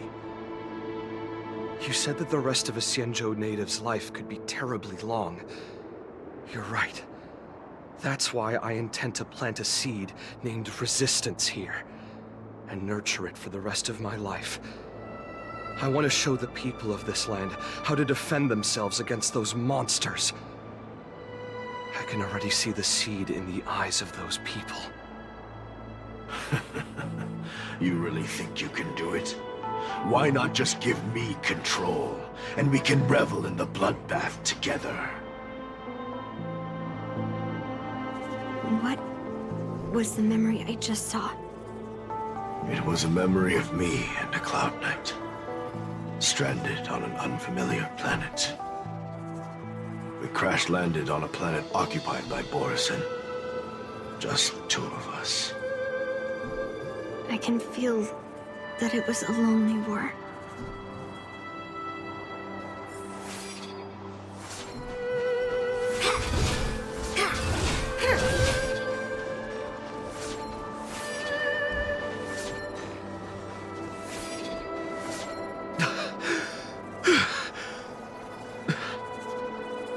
I'm alive. But all the young people in the village... They died. They died for you. They died because of your big promises. Promising them a life free from the Borisin. I tasted their despair before death. They didn't see it coming. And neither will you. We can't stay here. Let's move on to the next village. Why? What's the point? You and your sorry excuse for an army have been fighting for over 3 decades, and you haven't won a single battle. What you're sowing is not resistance, but despair. This world is hopeless. It's completely infested with packs of Borisin. You've seen their numbers, and you know their methods. And those commoners you've put your hopes in. They just kneel down and worship the monsters devouring their children and families, calling them their Beastmasters. You beheaded one of the Beastmasters for their sake, but they turned on you because they were scared of the Borisin taking revenge. You remember all that, right? I do. I remember my first death. The Borisin cut off my head. But I also remember that if it weren't for a brave youngster who risked his neck to reattach my head and give me a proper burial, I would have disappeared completely. I remember everything the people did for me. They left food at the entrance of my cave, fixed my fur coat, and some even joined my resistance. The rest of the Xianzhou native's life is still terribly long, and there will be new youngsters who will stand beside me in battle. Time is on our side.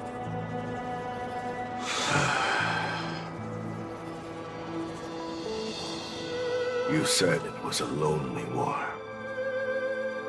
No. It wasn't a war filled with loneliness, but with despair. So much despair that I don't want to ever taste it again.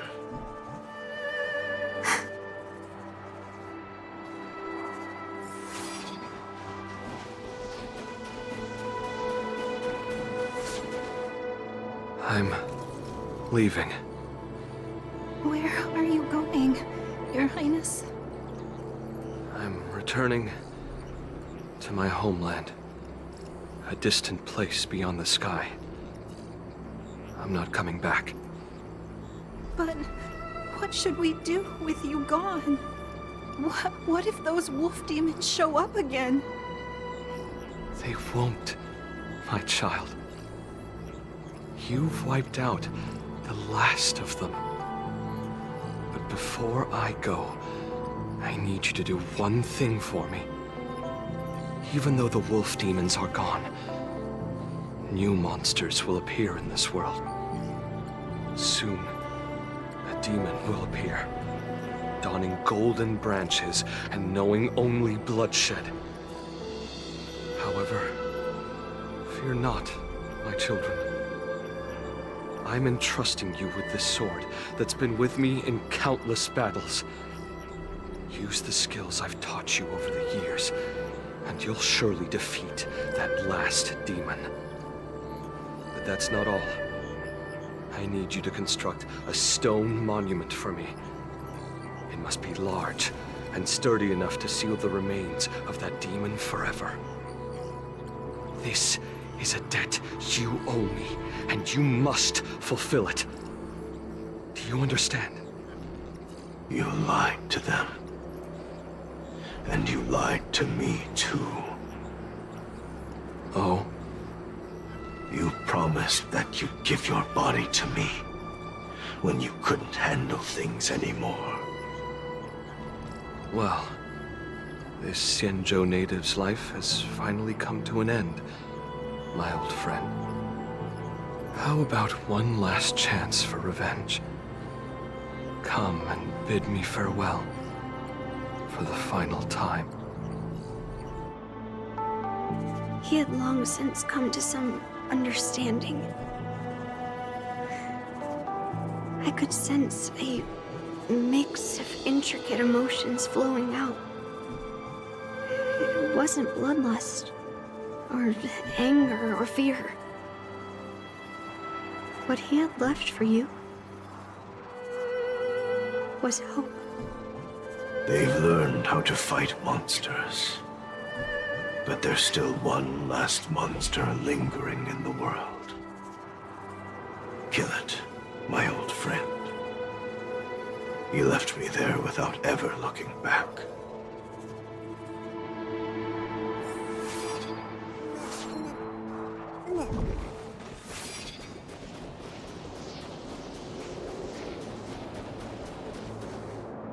Thank you, my old friend. Heliobi can taste human emotions.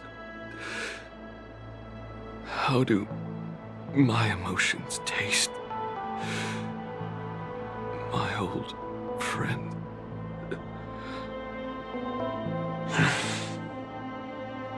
A hint of bitter compassion and a touch of scalding courage. Your heart's deepest desire is to end war once and for all. Now, the war is finally over. Can you hear? Even though you can't hear me anymore, my old friend,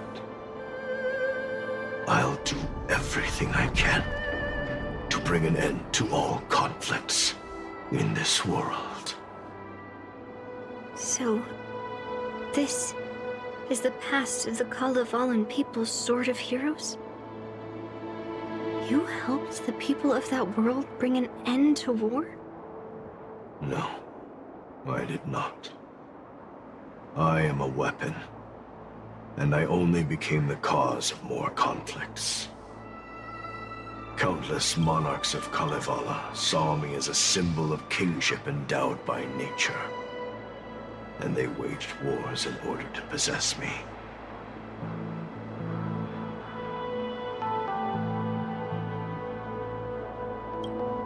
I grew tired of their wicked intentions. I didn't want to kill for anyone anymore. So I returned to the stone monument where my master was buried. And since then, no one was able to remove me from it. But you allowed Argenti to take you away? Because even after all this time, I still wanted my master to come home.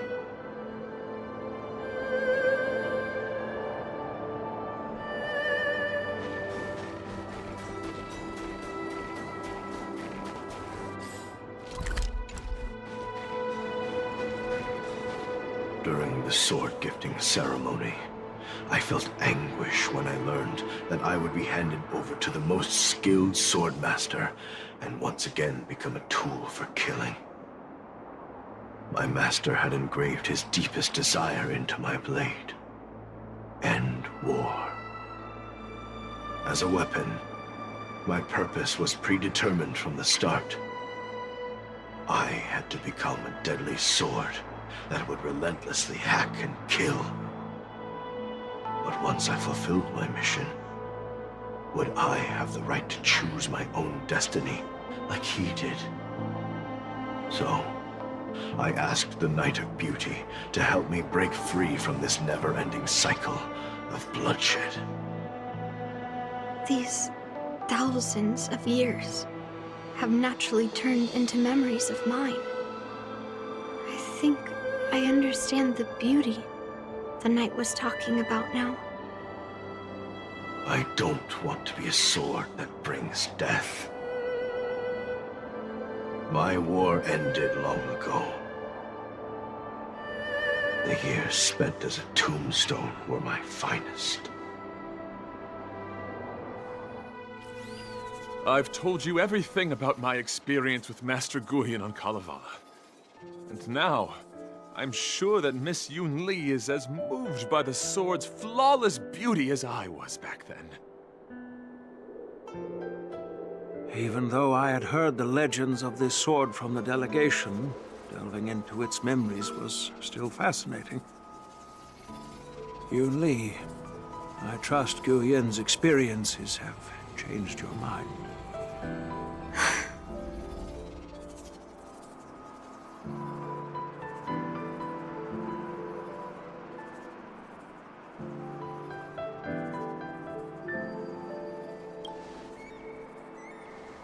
That's why Grandpa hid it from me. So I wouldn't make a hasty decision. I always thought a cursed sword infused with a heliobus would only bring rage and slaughter. I never thought someone could leave behind the desire to end war, and even change the nature of the cursed sword. My position was too extreme.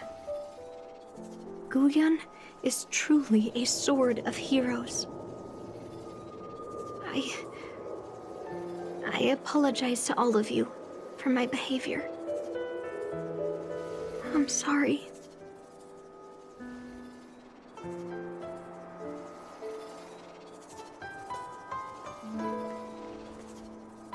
Now that we've proven Miss Yun Li's innocence and found the sword, should we now return it to the arsenal? No. I'm still going to melt down this sword.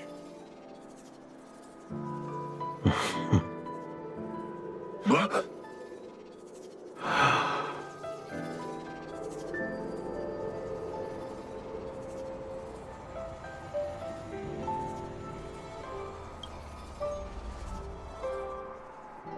I've heard your true desires, Guyon. I can sense that you're tired of being a sword. Constantly serving new masters and fighting battles you no longer want to be part of. Right? But being a sword is my destiny. I'm doomed to serve some master and fight battles endlessly. Can the wind choose to stop blowing? Can a cloud choose to stop drifting? No. It's the same for me. A creation with a predetermined destiny. That's not true, Guyon. That nameless swordmaster shaped his own destiny. So you can too. I just can't picture my destiny being anything other than that of a sword. Do you remember when you stood alone in front of the swordmaster's stone monument? People admired you because you carried the memories of the hero. You were no longer a sword. You were a memorial. Later, as I became worn and weathered, the gentle wind would pass through the hollows of my body, creating melodic tones that echoed in the distant mountains. I became a musical instrument then. I miss those times. Can a creation become what it wants to be? The answer is yes. I'll grant your wish, Guyon, and transform you into something different. Something different? But this is the price for the war dance. If the Kalevalan delegation finds out... Please, say something, General Huayan. Well, my granddaughter has always been stubborn. Are you really sure about this, Yun Li? What do you all think? Fulfilling Master Guyon's wishes is the reason I came to the Xianzhou. With the Driller's blessing, You could turn Master Guyan into a plow. But as long as it fulfills his wish to end war, I support it fully. Then, I'll leave it to you, Yunli.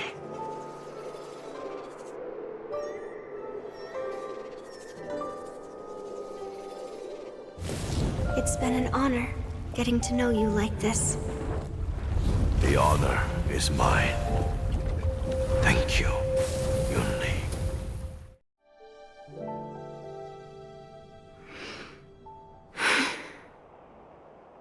Why the long face, my child? Are you feeling regret, perhaps? You were completely determined when melting down the sword. So, why the sudden change of heart? Grandpa, I melted down the prize for the war dance. How are you going to explain this to the lawful? Oh, am I hearing right? This little girl is worried about her grandpa. Didn't see that coming. If only I'd talked to you from the beginning, Grandpa. Maybe things wouldn't have escalated like this. But at least Guyan got what it wanted. I have no regrets there. When it comes to swords, you and your father are cut from the same cloth. So, are you planning to continue melting down the rest of Hongguang's swords? Yeah. Guyan is unique. But the other cursed swords are still too dangerous for anyone to handle. But maybe I'll try to be more patient next time. Be more patient. Well said. Remember what you learned today, because there will be many more situations in the future that will require you to be more patient. Understood. But what about the prize? Well, ever since you showed up at the ceremony, I had a hunch. So I prepared another sword as a backup plan. And don't worry, this one has nothing to do with Heliobi. That's perfect. By the way, the ambassador from Kalevala and that knight went to Arum Alley. They're looking for a spot to honor the hero. Why don't we go take a look together?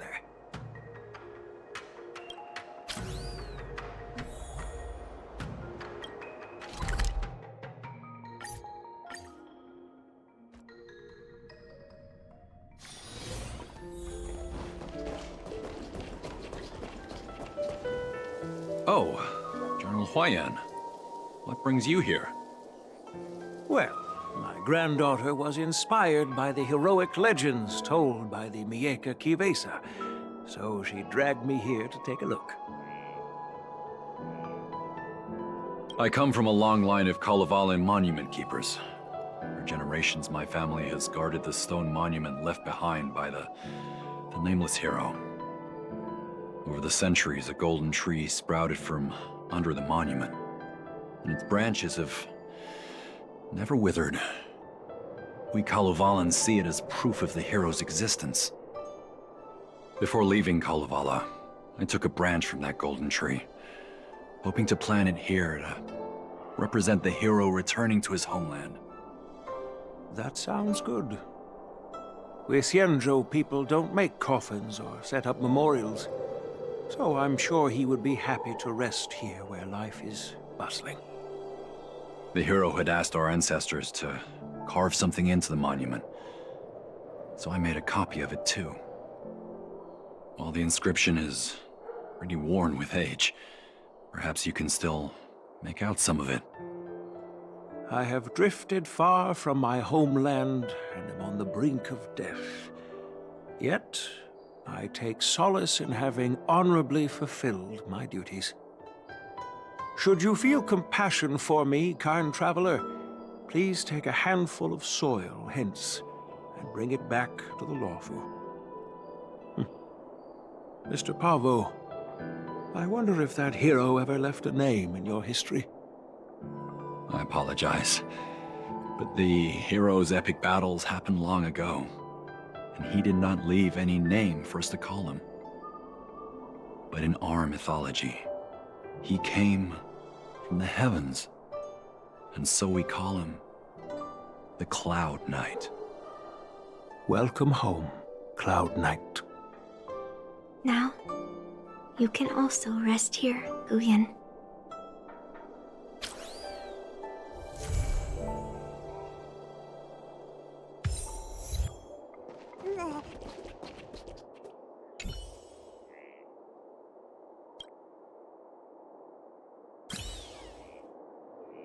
Now that my mission is accomplished, the delegation will be leaving the Xianzhou Luofu soon. But of course, the experiences here will become an epilogue to the hero stories. This golden sapling will become a part of the everyday scenery of the Xianzhou. I believe it's what he would have wanted.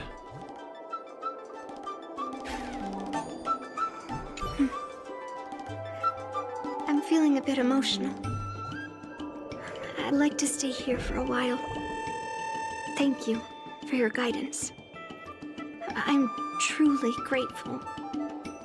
By any chance, would you be interested in taking sword lessons with me? Like March?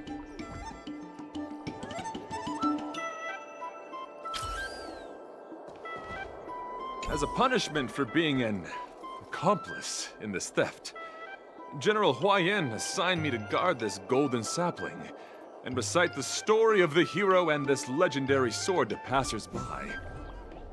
This is not a punishment at all, and I gladly accepted it. Spreading the message of beauty to the Xianzhou residents is exactly what I desire. However, I plan to leave the Xianzhou soon and continue my travels. May our paths cross again in the vast cosmos, my dear friend.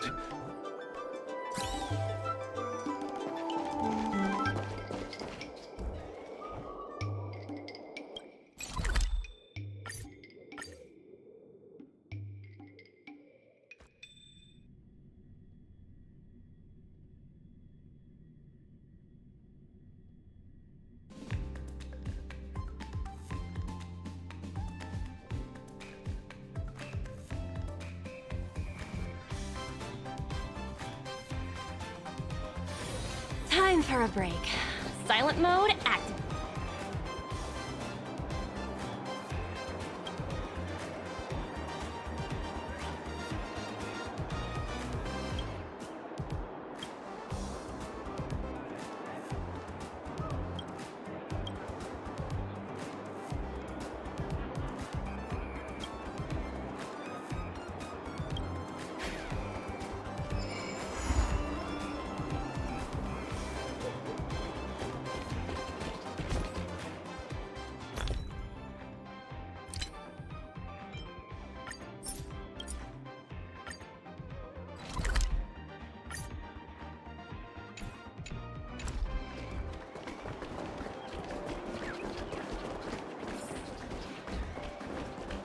All in the name of fairness.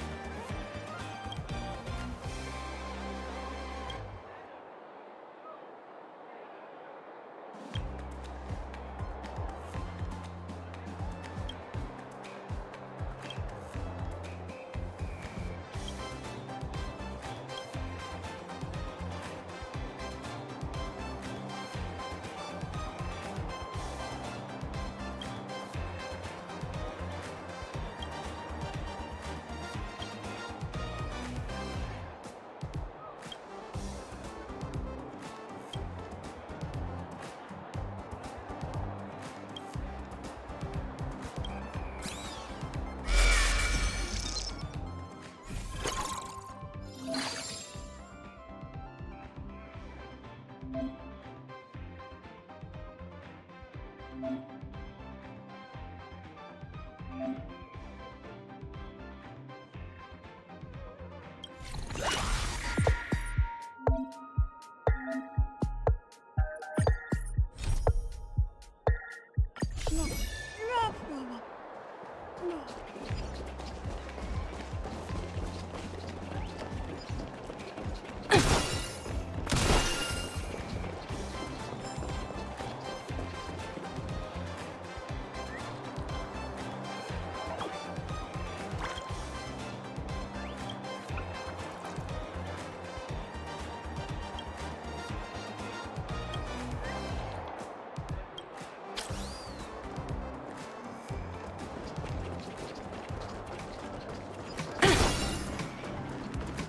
important to get famous.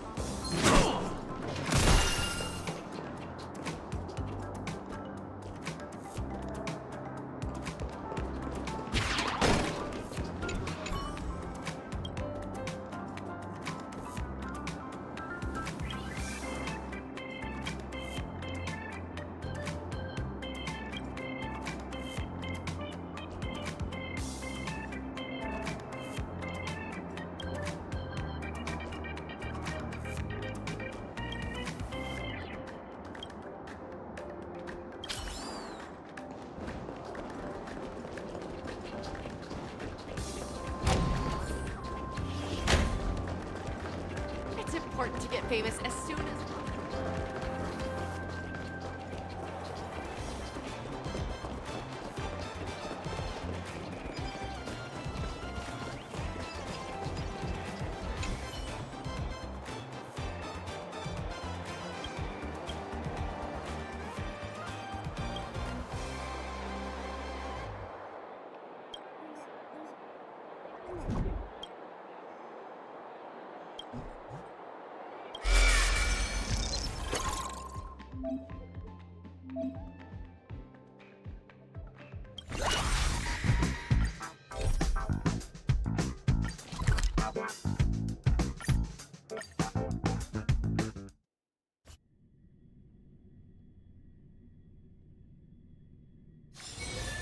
Time for a break.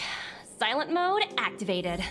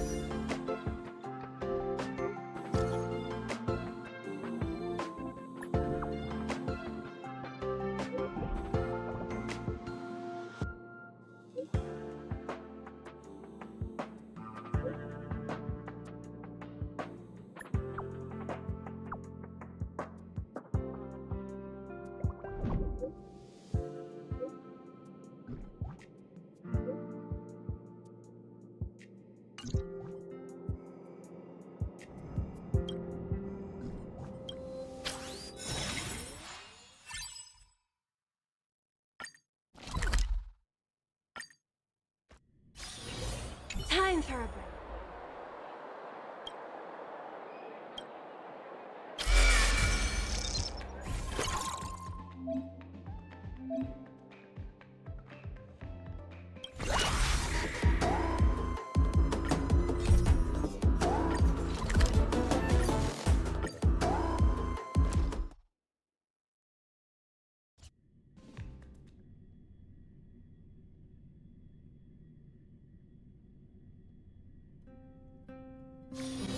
Time for a break.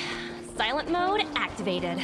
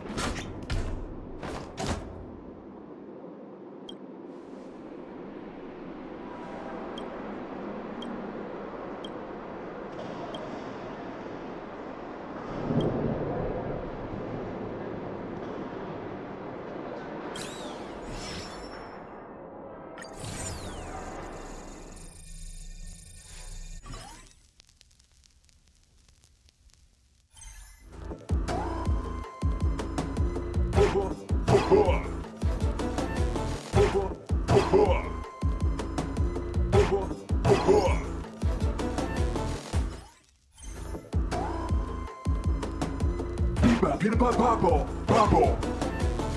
Peter Papa, Papa. Peter Papa, Papa.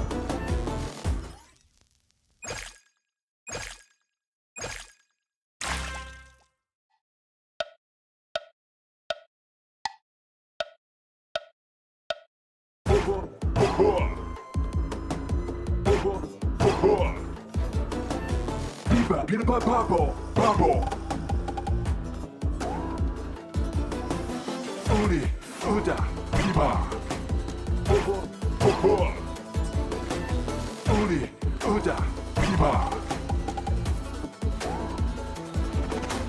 Piba, pipa, pipa, pipa. Pipa, pipa, lapa, lapa. Uni, Uda, Piba. Piba, pipa, pipa, pipa. Pipa, pipa, lapa, lapa. Uni, Uda, Piba.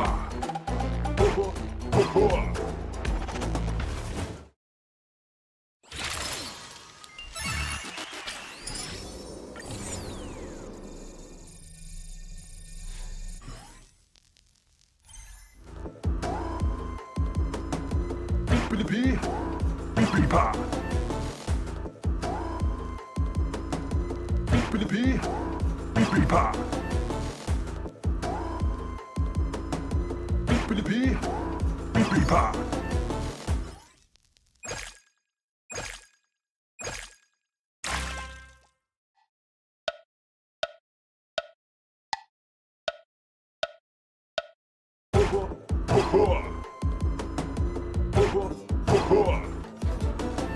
Biba, Peter Papa, Papa. Biba, Peter Papa, Papa. Uni, Uda, Piba. Uni, Uda, Piba. Pipa, peanut butter popple, popple. Pipa, pipa, pipa, pipa. Pipa, pipa, lapa, lapa. Pipa, pipa, pipa. Pipa, pipa, pipa, pipa. Pipa, pipa, lapa, lapa. Pipa, pipa, pipa. Pipa, pipa, pipa.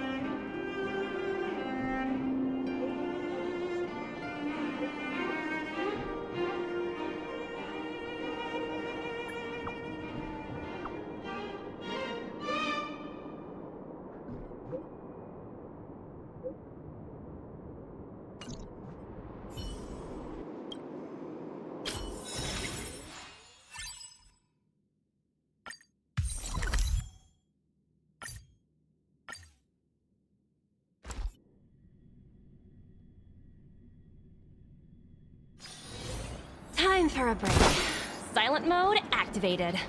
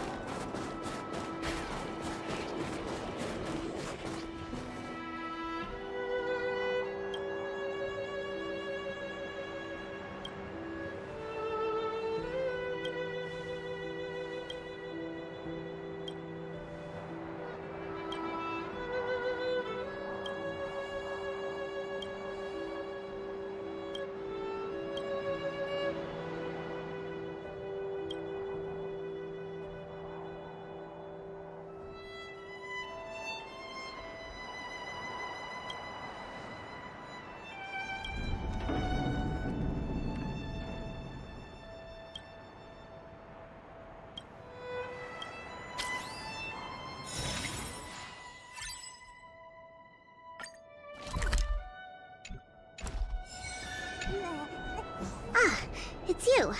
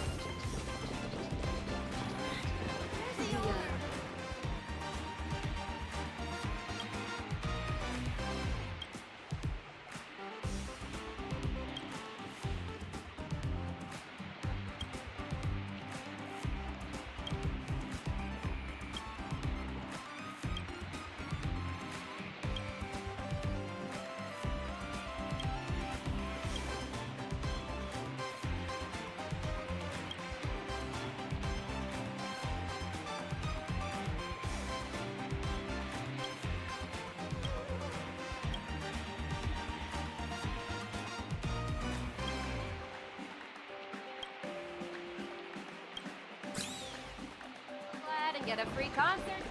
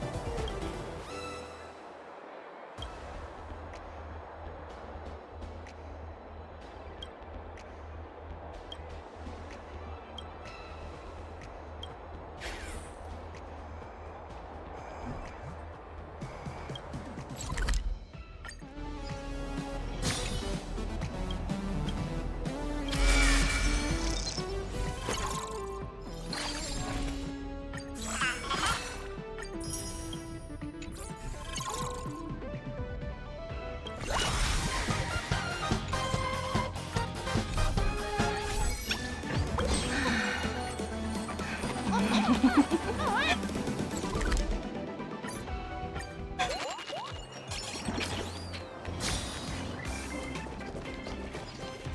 tickets are... Watching.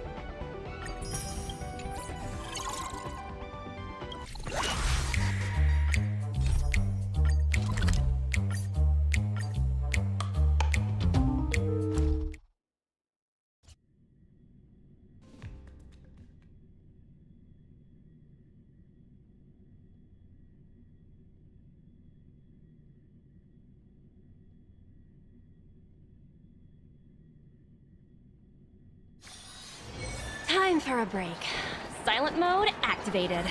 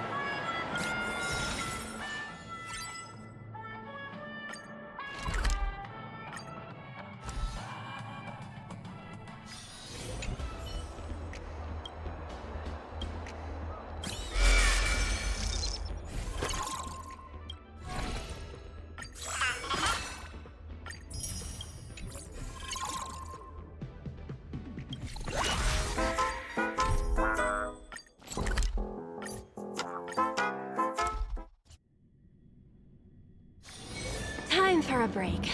Silent mode activated.